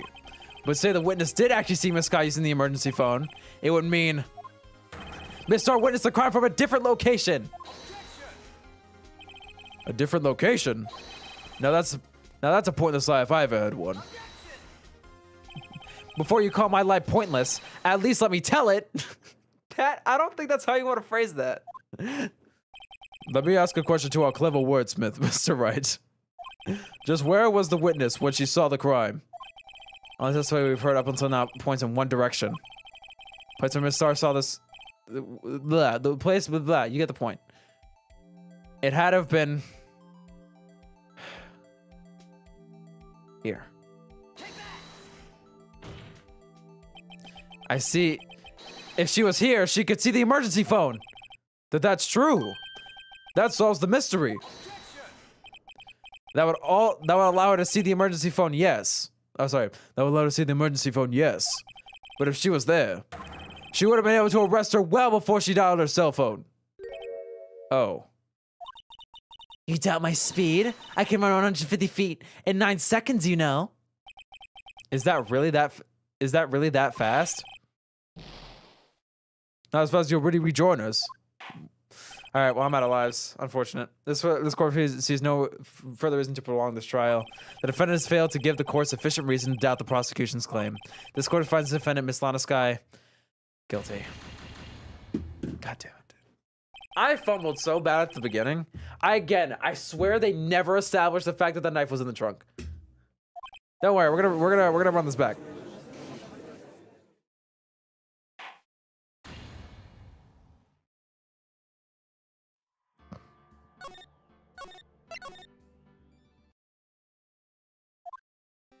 All right, we'll try and speed through this. Dear God. I'm sorry. I'm still so tight about the freaking knife not being, like, I swear to you, it was not shown. It was not told. They never mentioned it. All right, let's speed through this.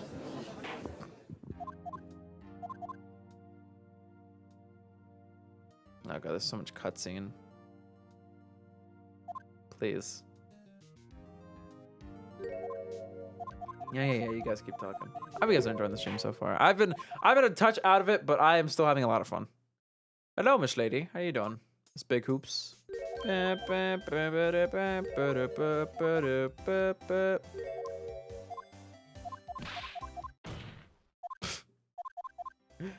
The tone shift. Alright. Come on. Oh god, there's so much stuff. They said big boob. I didn't say that. What kind of what?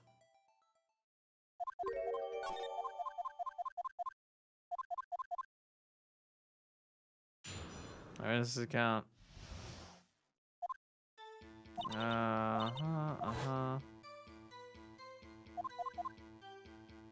Alright, so the first thing is the gloves.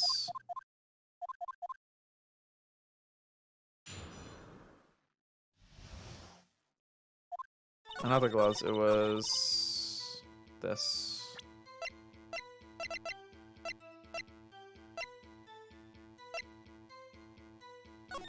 Wait, what?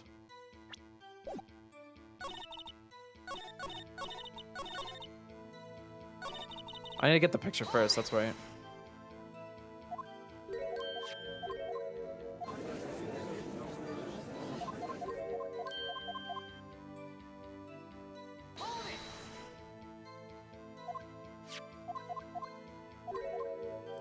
We need to get a picture from at some point here.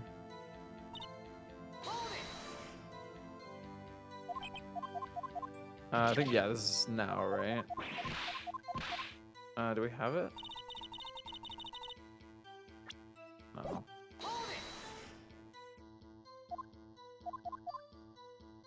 Where did we get the photo? I think I got it from pressing, but...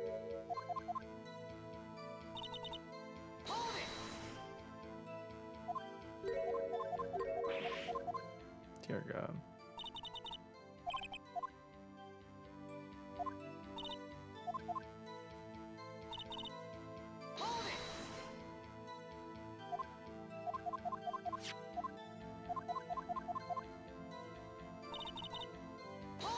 When do we get? We need to get this photo so we can do the proving thing, right? You don't have the photo yet.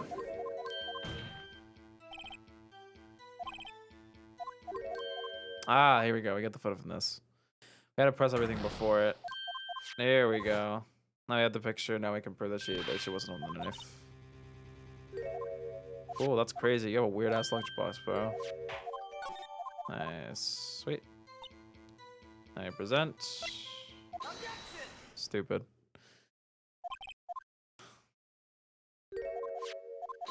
Look at this photograph.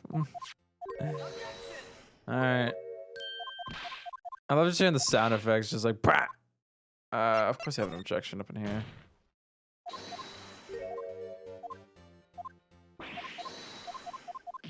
I just see my controller's vibrating for 5 seconds. There it is. Oh, 2 more. There you go. There's your vroom, vroom. There you go.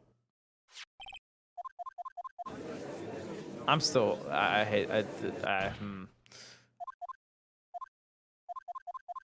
love that. This line is funny though. Hold on. Where is it? If you're going to plan a murder, don't forget the weapon. It's like, guys, if you're gonna kill someone, please bring a gun. That's that. I don't know. I feel that might be on record. I might get in trouble. All right, next is like the multiple stabbings thing, which is provably false.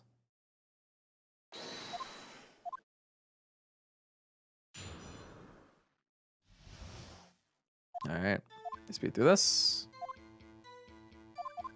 Yeah, plunge again and again and again. We can instantly prove that's false.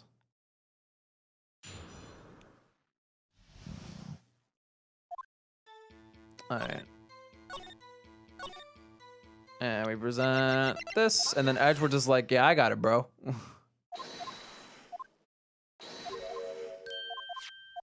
I don't understand what's happening, bro. I don't know why Edgeworth got to steal our thunder like that.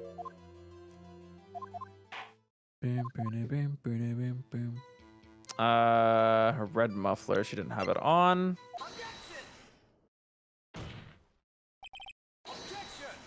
Oh my brother in Christ, he just kept stealing shit. He stole the whole show.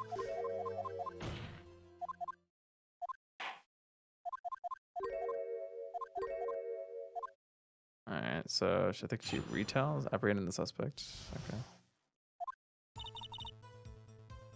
Okay, that's the murder.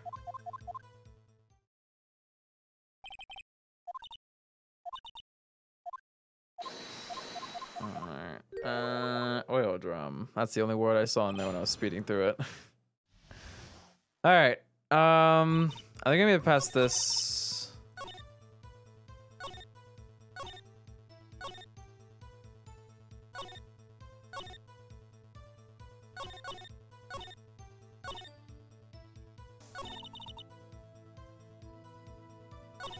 Alright, I'll press everything here because I don't actually remember what we did from here.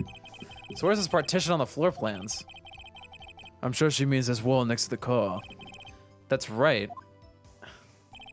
There was a wall there, about 6 feet high. She was obviously trying to hide herself. Quite a natural thing for a criminal to do. And what did you do then? You say quickly. Were you close to the suspect? As I just said, I was only 30 feet away from her the whole time. Maybe I should press her for more details. Yep. I'd like to see this on the floor plans just to be safe. The Lunchland car was... She was a visitor, thus she was parked in B block. So you witnessed the murder from here? That will make it about 30 feet from the car, yes. Is that correct, Miss Star? Yes, that is right. But there was a chain link fence in front of you. I went over it, of course. Amazing! The cough-up queen, lunch lady athlete indeed. It would have taken her a little time to climb over the fence. She couldn't have gotten to my sister that fast. Yeah, that fence was about 9 feet high, too. So how did Miss Guy not get away?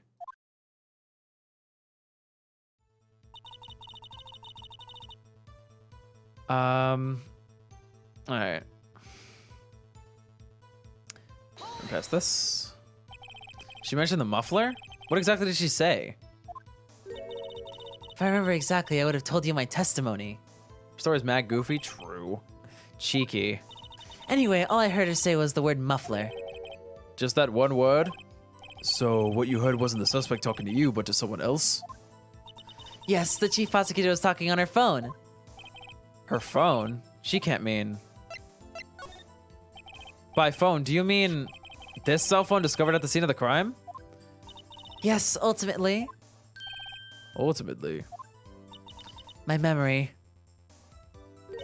It's like a salmon heading upstream, you see. No, the court does not see, Miss Star. The chief prosecutor first attempted to use the phone hanging on the wall. On the wall? That's right. Near the car, there was an emergency phone on the wall. Apparently it was out of order. So she used her cell phone? Indeed. The emergency phone was out of order that day. Good witnessing, witness. Good witnessing? Whatever happened to good testifying? You should of course add this to your testimony. The things I do to please these rookie defense attorney.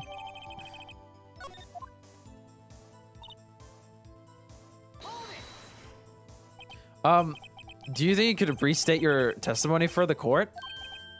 Aha, I was going to ask the same thing. I'll only say it one time, so listen close, rookies.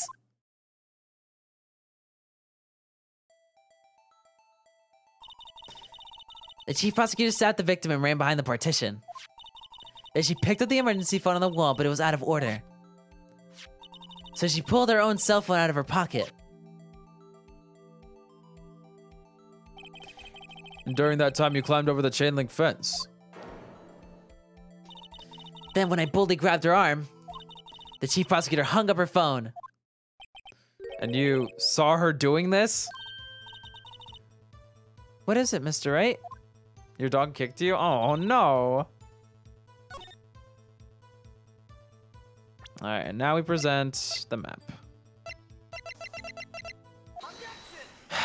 Let's run it back, boys. Miss Star, I have to conclude that you have a personal grudge against Miss Lana Sky. The witness is a former detective, which I suppose is unmarred by personal bias. Well, who would have thought that you would be my knight in shining armor, prosecutor? You who, together with the chief prosecutor, kicked me out 2 years ago. Well, Miss Star, This is a fatal contradiction with your testimony. How do you explain this? I don't know what you're talking about. Mess with me, and I'll make you cough it all up. Let's look at the floor plans. You said you witnessed the crime from this point. However, if that's true, you could not possibly have seen Miss Sky making that phone call. I believe you see what I'm getting at. That emergency phone was on the backside of this partition. If indeed you were in B block, you couldn't have seen it. No! Order. What is the meaning of this? It's simple, Your Honor. She's not coughing up lunch, she's coughing up lies.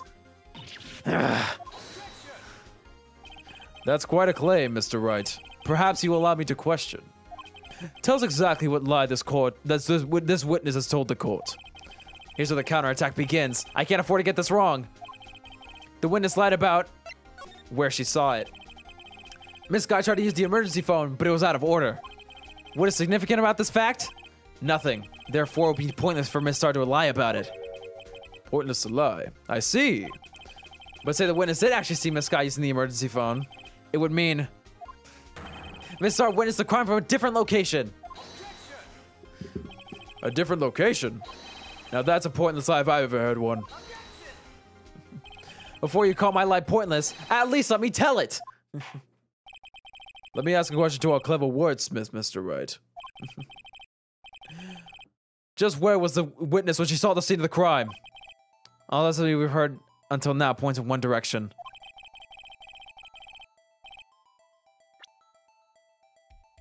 So where could she have been? Maybe she was in the security room? Where she saw it all from above? Where could she have been? I'm gonna guess here, right? Because I don't think she's anywhere on the B side. This is the only place where she could have been.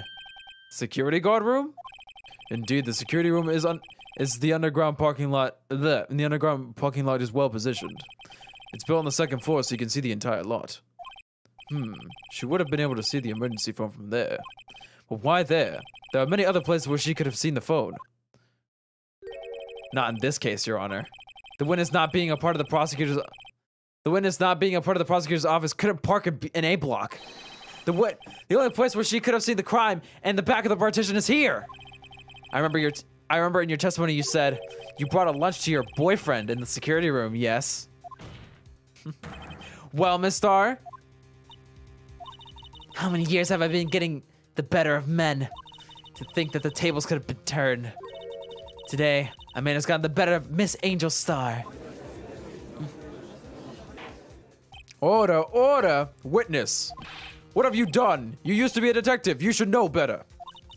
I'm not turning back. The guilty will be punished. And I'll do what I must to make sure justice prevails. The guilty? Is she talking about Miss Sky? Mr. Wright, doesn't this strike you as odd? Why did Miss Star lie? It doesn't make sense. Huh? She could have just said she saw the crime from the security guard station. It wouldn't change anything. Exactly. This photograph tells all. It was the defendant who stabbed the victim. That truth still stands. It still stands? I disagree, Mr. Edgeworth. Well, what? If a witness is found to be lying, they're guilty of perjury. She knows this. She wouldn't risk that without a good reason. So tell us what her reason was, Mr. Wright. Huh? Me? Who else? Mr. Wright, let's review what we know. Miss Star witnessed a crime from the security guard station. But she lied and said she saw it from B block. It must make a vital difference, but what? What would it change?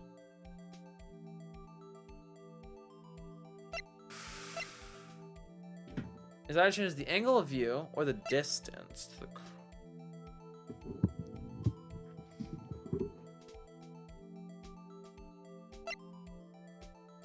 Shit. I don't think it's lighting here. I'm thinking angle. But distance, I'm gonna go with angle.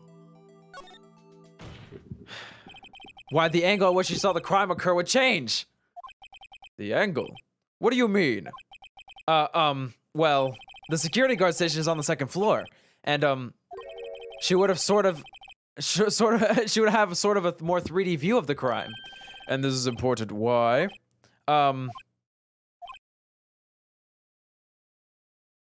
Is this game serious, bro?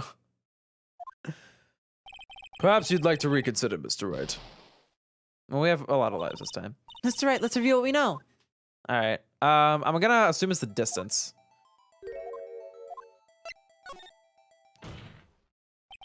It changed the distance between her and the scene of the crime. My condolences, Mr. Wright, but one look at the floor plans and it's quite clear. The distance between the scene of the crime and the guard station is 30 feet. I don't see how that would change what she could see. But it changes where she could go. What she saw is not in question here. What matters is the time it would take for her to reach the scene of the crime. Miss Starr, you witnessed the crime from the security guard station. Now, how long did it take you to go from there to the scene of the crime where you arrested Sky? Ugh, I messed up the words a little bit there. Well, witness? You. Yes? You ordered the squid wheels, right? The quality of my lunch has gone from low to an edible. I was bringing a PB&J lunch with fresh boysenberry jam to my boyfriend. Boysenberry for the boyfriend. Thank you, Judge, for that fantastic addition to the testimony. He wasn't in the station, so I waited. I witnessed the crime from the glass-walled station.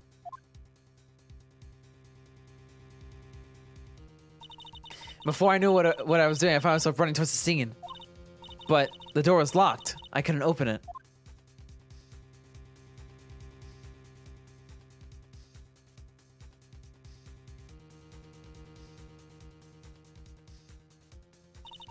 That's why I had to go through the visitors parking in B block. That's quite a detour. It probably took me at least 5 minutes to get to the scene of the crime. Oh, honey, no. Honey, no. For 5 minutes? This changes things considerably. But it was that woman over there in the defendant's chair who stabbed him. I know it. I have photographic evidence. I swear it. I swear it on my finest plastic spork. You have a point, and the spork is a wonderful invention. Bro, this man, what is he on today? Would you like another caviar lunch? Absolutely. Uh-oh. Mr. Wright, you have to do something. Do I have any evidence to stop this?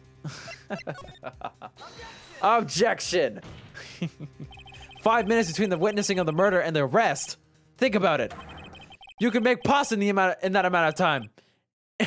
If you like it al dente. I've got lunchbox that tie pasta in knots, rookie. A 5-minute blank.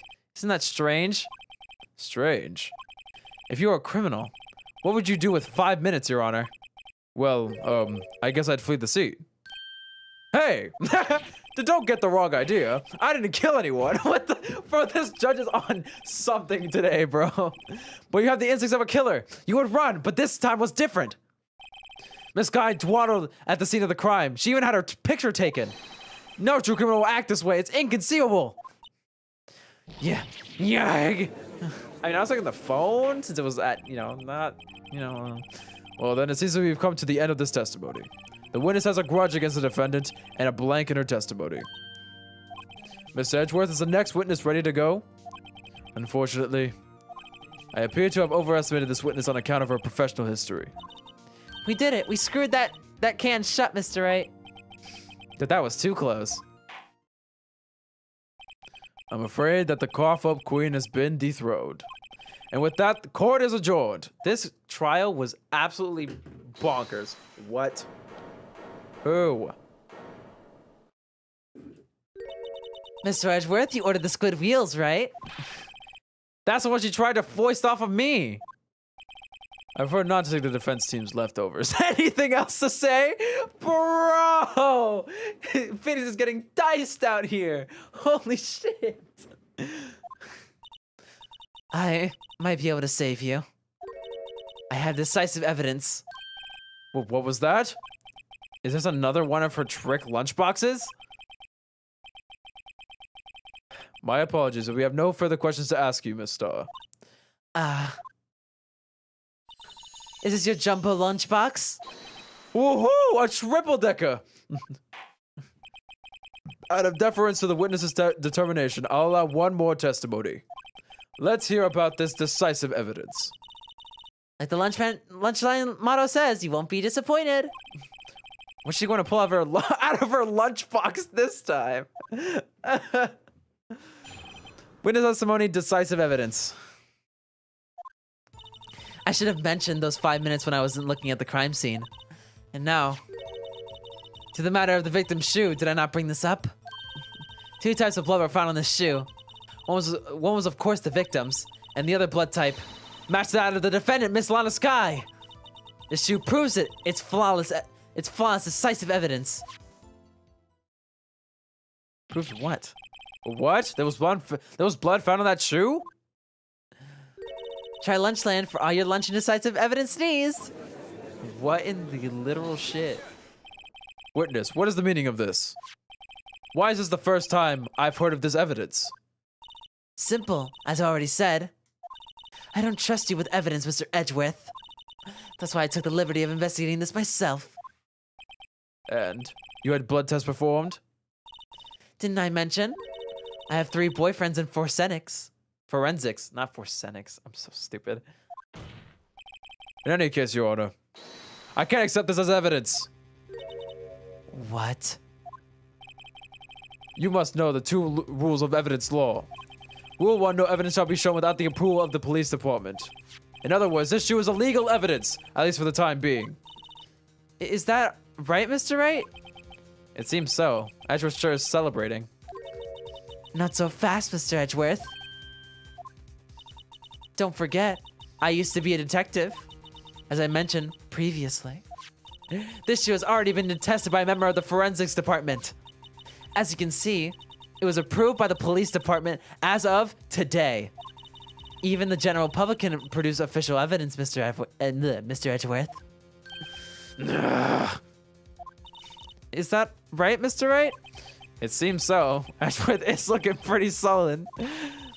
You could at least study some evidence law, really. The prosecution's complaints notwithstanding, it appears that this evidence satisfies the first rule of evidence law. However, it seems you have yet another count against you, witness. Anything to ensure that the guilty are properly judged. Victim shoe added to the court record. White enamel shoe bears traces of blood from Goodman and Lana Sky. Very well, Mr. Wright. You may cross-examine the witness. Examination, decisive evidence.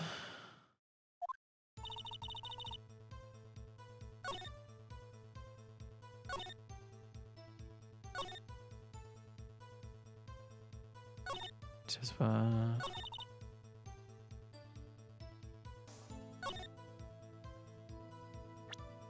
real quick.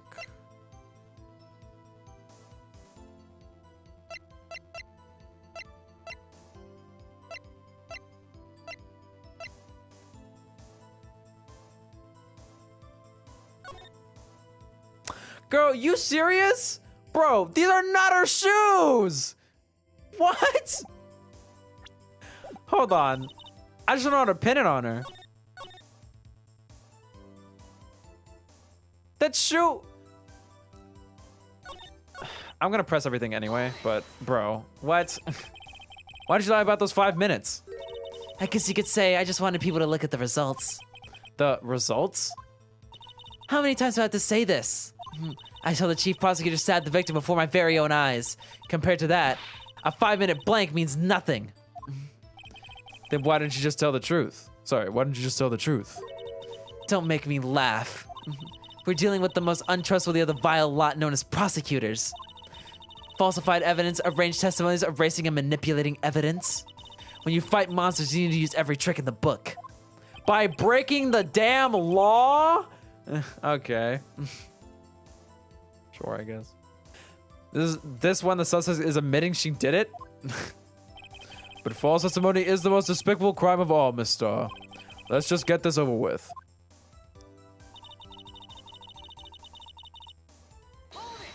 Alright. And you found the shoe at the scene of the crime? I detained the chief and the prosecutor notified the police department. I wanted to make myself useful while I was waiting for the police to arrive. So like an ill-trained pooch, you snuck off with a shoe. I was afraid someone would erase the chief prosecutor's crime. This shoe was my secret weapon if that should happen. See this fashionable basket I have here? It carries more than lunchboxes, gentlemen. I'm happy for you and your lunchbox bag, really. In any case, you removed valuable evidence from the scene of the crime. Now tell us what you did next.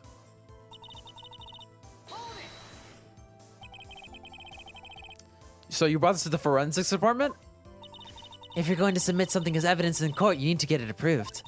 To do that, evidence must be analyzed by a forensics expert. Ugh. She got away with her little coup because she used to be a detective. The shoe does appear to have bloodstains on it. Well, the man was stabbed after all. And that blood belonged to the victim, Detective Goodman? As I said, there were 2 types of blood found on the shoe.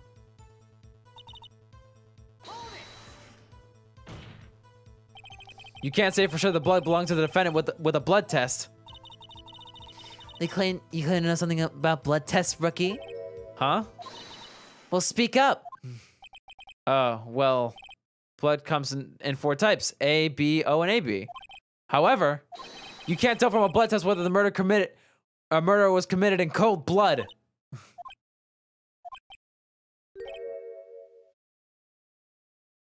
That's just a figure of speech, Mr. Wright.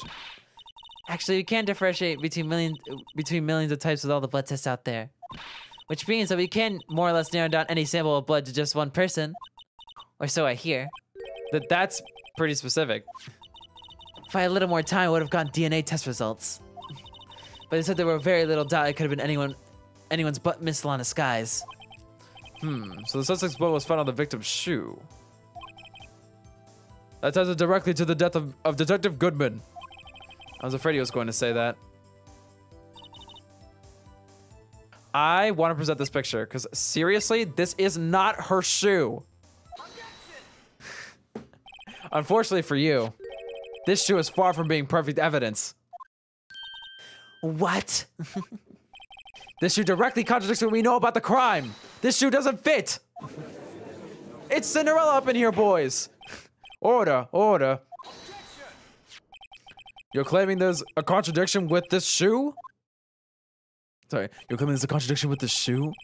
As I said, the shoe doesn't fit with what we know about the scene of the crime. Very well, let's hear what Mr. Wright has to say about the shoe. What about the shoe contradicts what we know about the crime? Show us the problem with this evidence. It's white. That's it. It's white. It's a white ass shoe. She has a black damn shoe. God damn, bro. This whole shoe is the evidence. The problem with this evidence is here. Where? Take that finger and point it at your own head, Mr. Wright. Guess that wasn't it. Mr. Wright, let's be scientific about this. Examine the evidence. As I thought, a waste of time. Well, that was a nice break. Let's return to the testimony, shall we? Well, that is right. Alright. Let's run through this. Blood on the bottom of the shoe? Wait. Wait a minute. I noticed that, but what about it?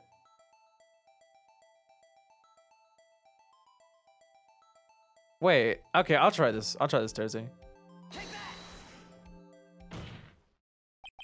The problem lies in the footprint. The footprint? Know that the bottom of the victim's shoe is covered in blood. Then, isn't it strange? Why weren't there any bloody footprints found by the scene of the crime? Aha! As you can see, I mean, I was more thinking the shoe color because it's a white shoe and she's clearly wearing a black shoe. You're not going to tell me this isn't true. She's wearing black. I don't know, man. Whatever. As you can see, there was no traces of any such footprints at the scene of the crime. That contradicts her claim about this shoe. This picture only shows part of the floor, so there could have been bloody footprints. Then where are they, Mr. Edgeworth? Because we checked the scene and found nothing of the sort. Order, order, order. Well, witness? What? Huh? Here you going, Mr. Wright, but it's true that the lack of footprint is a contradiction. But then I have to ask why there wasn't a footprint. Oh, that's true. There has to be a reason why there wasn't a footprint. Think, Mr. Wright, think. Hey, I don't know why it's not there. I'm just good at finding contradictions. What? I see. Now I get it. Get what? Our witness is more devious than I gave her credit for. We were hook-winked to the very end. But she slipped. There's one vital hint to the truth in her testimony. Well, what are you talking about? Think back to when she told us about the apprehending the suspect. The chief prosecutor tried to resist, but her efforts were in vain. She knocked my hands aside, kicked over an oil drum. Oh, she's beautiful but deadly. A predator, this one, a leopard woman. Rawr. I thought that was a strange thing for the normally cool-headed chief to do. No kidding. Now, witness, allow me to ask a very simple question. This oil drum, was it empty? Oh, that, I'm not sure I like your attitude, Mr. Edgeworth. Though apparently you're not the slowest conveyor belt in the lunchbox factory. Witness, well, was the oil drum empty? The oil drum kicked over by the chief prosecutor was brimming with water. Well, water? What does that mean? Still don't get it, Mr. Wright. Do you want to know the reason she knocked it over? The real reason? You don't mean... Yes, the suspect knocked over that oil drum for one reason and one reason alone. To erase the bloodstains that would become evidence against her!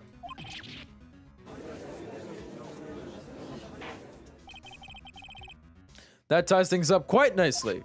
The bloodstains left on the victim's shoe tie are quite clear to this murder. Then after the deed was done, she knocked over the oil drum to erase the telltale signs. Boy, that's a prosecutor's specialty, erasing evidence. That reminds me, this guy's right hand was hurt. Didn't she say she cut herself when she stabbed him? So that's when my sister's blood got on the shoe. Well, I see no reason to further prolong this trial. But Mr. Wright, do something, please. Well, what? What can I do? Your sister has confessed to the crime, and she tried to conceal it. But... Enough. There's no need for further debate. The verdict, Your Honor. Very well. Benito Star's on the prosecution side. She could have been lying about the water. This court finds the defendant, Miss Lana Sky.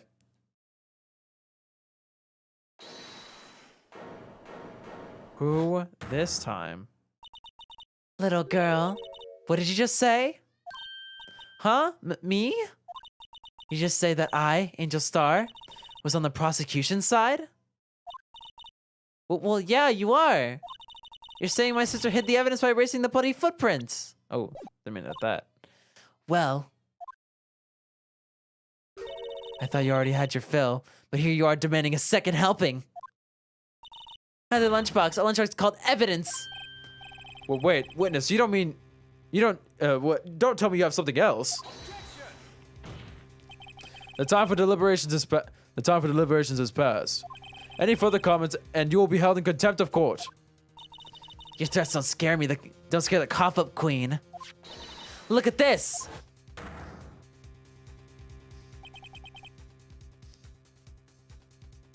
Huh. A photograph? I had it just in case anyone had the gall to suggest that the white shoe didn't belong to the victim. Wait, what?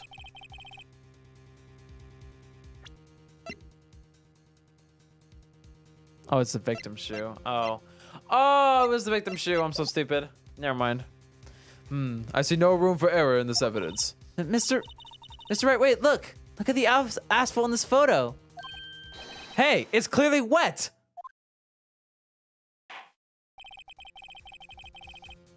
Erasing the last trace of doubt from the court's mind, immediately after the murder, the crime scene was washed with water. I'm so sorry, Mr. Wright. I guess I couldn't help after all. It's not your fault. I knew I couldn't win this case from the beginning. And it seems like this is what your sister wanted anyway.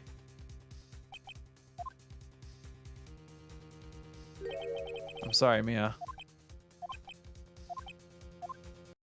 Right. Right. Wet or not, don't be so quick to throw in the towel. Get yourself up for... I did the wrong voice earlier. I just realized. Get yourself up for the... Get yourself up off the asphalt. Take another good look. Don't give up. Not until the bitter end. This is the last piece of evidence. Very well. This time I'd like to declare the verdict for good.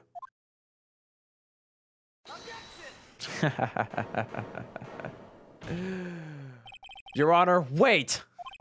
What is it? What is with you people? Can't I hand down my verdicts in peace anymore? Whatever it is, can it wait? No, it can't. Then it will be too late. Look at this photograph, the last one submitted. This trial isn't over until we give each piece of evidence proper consideration. So right. Are you saying there's a problem with this latest piece of evidence? Yeah, I'll think later. Yeah, there's a problem. Right or wrong, I've got to go ahead with this. I suppose as we've come this far, we should give every claim a fair shake. Very well, Mr. Wright. Show the court the problem in this photograph.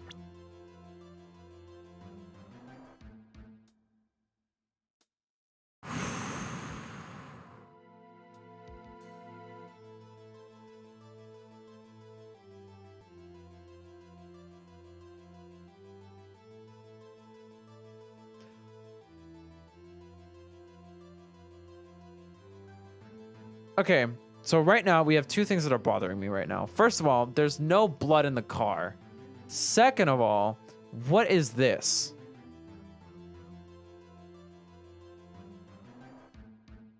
The floor is wet? No, yeah, the floor is wet. Yeah, the floor is wet. This is supposed to be water, yeah, by the reflections.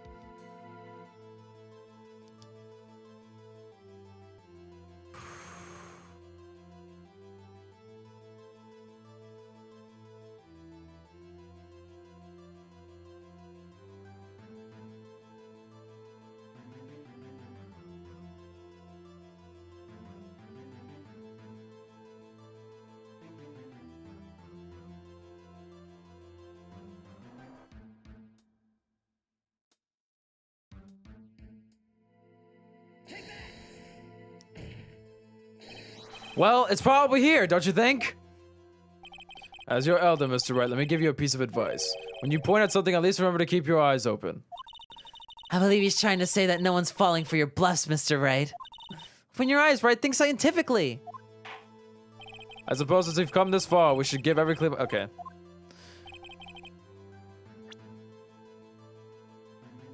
What is this in the tailpipe?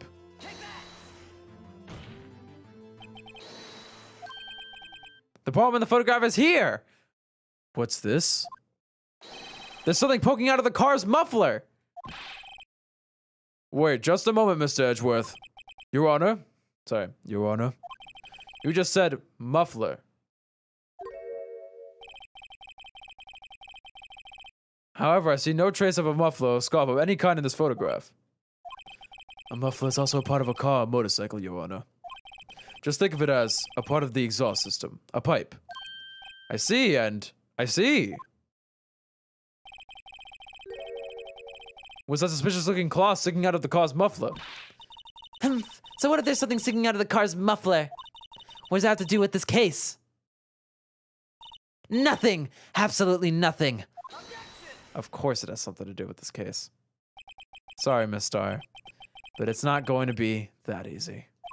In fact, you've already told us why this is important to the case. You said it as much in your testimony.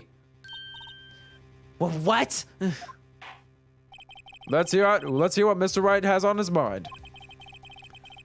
Tell us why you think this piece of cloth is related. Tell us why you think this piece of cloth in the muffler is related to this case.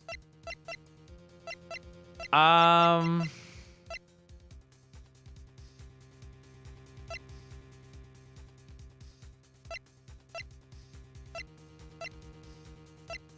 think I'm just gonna present the phone.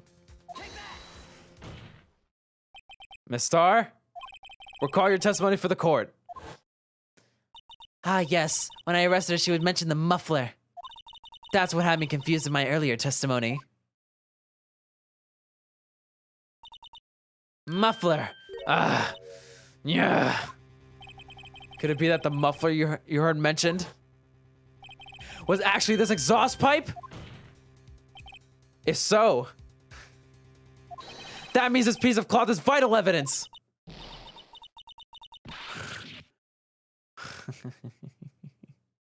Let's look here. Let's look at the stream. Well, it seems that we will have to suspend the proceedings. Suspend? I find myself wondering about that piece of cloth. If we have any question unanswered here, we do a disservice to the law. Have the car at the crime scene inspected at once and bring me that cloth. The verdict will wait until we have seen all evidence. Agreed? I suppose so. Phew. That was close. But we made it. At least for now. This court will adjourn for a 30-minute recess. It's lunchtime after all. He's still hungry? To be continued.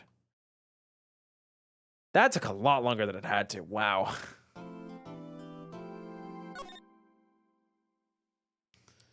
Alright. Alright, and that is where we're gonna end today off. So first, can you stop your whining, please? Shh. I don't care. I don't care. Title screen, please. Alright. That's gonna be it for today's stream. If you guys did enjoy it, you guys should go ahead and drop a like down below, cause that, if my music wants to play, there it is. Because that's what the like button's for.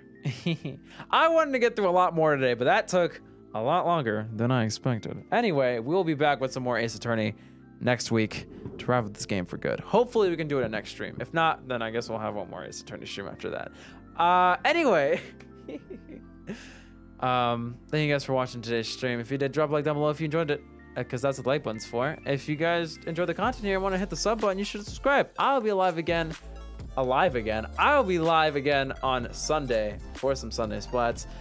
You kept overthinking? I know I kept overthinking. I'm aware. Because I'm sorry. Like, during the investigation, I was just, like, not in it. I was just not. I was, like, I just became, like, really drowsy. So I just, like, my things were just kind of bonking on my head and not really, like, sinking in my brain cells. I need to be less second-guessy. You guys are right. Anyway, we'll come back better than ever to finish off this trial and hopefully get someone declared innocent. Or, sorry, not guilty. I will see you guys again very, very soon. Exposure Twitter, Exposure Discord if you want to check out the Twitter Discord. It's also in the description. Yeah, I'm done talking. I'll catch you guys in the next one. Adios.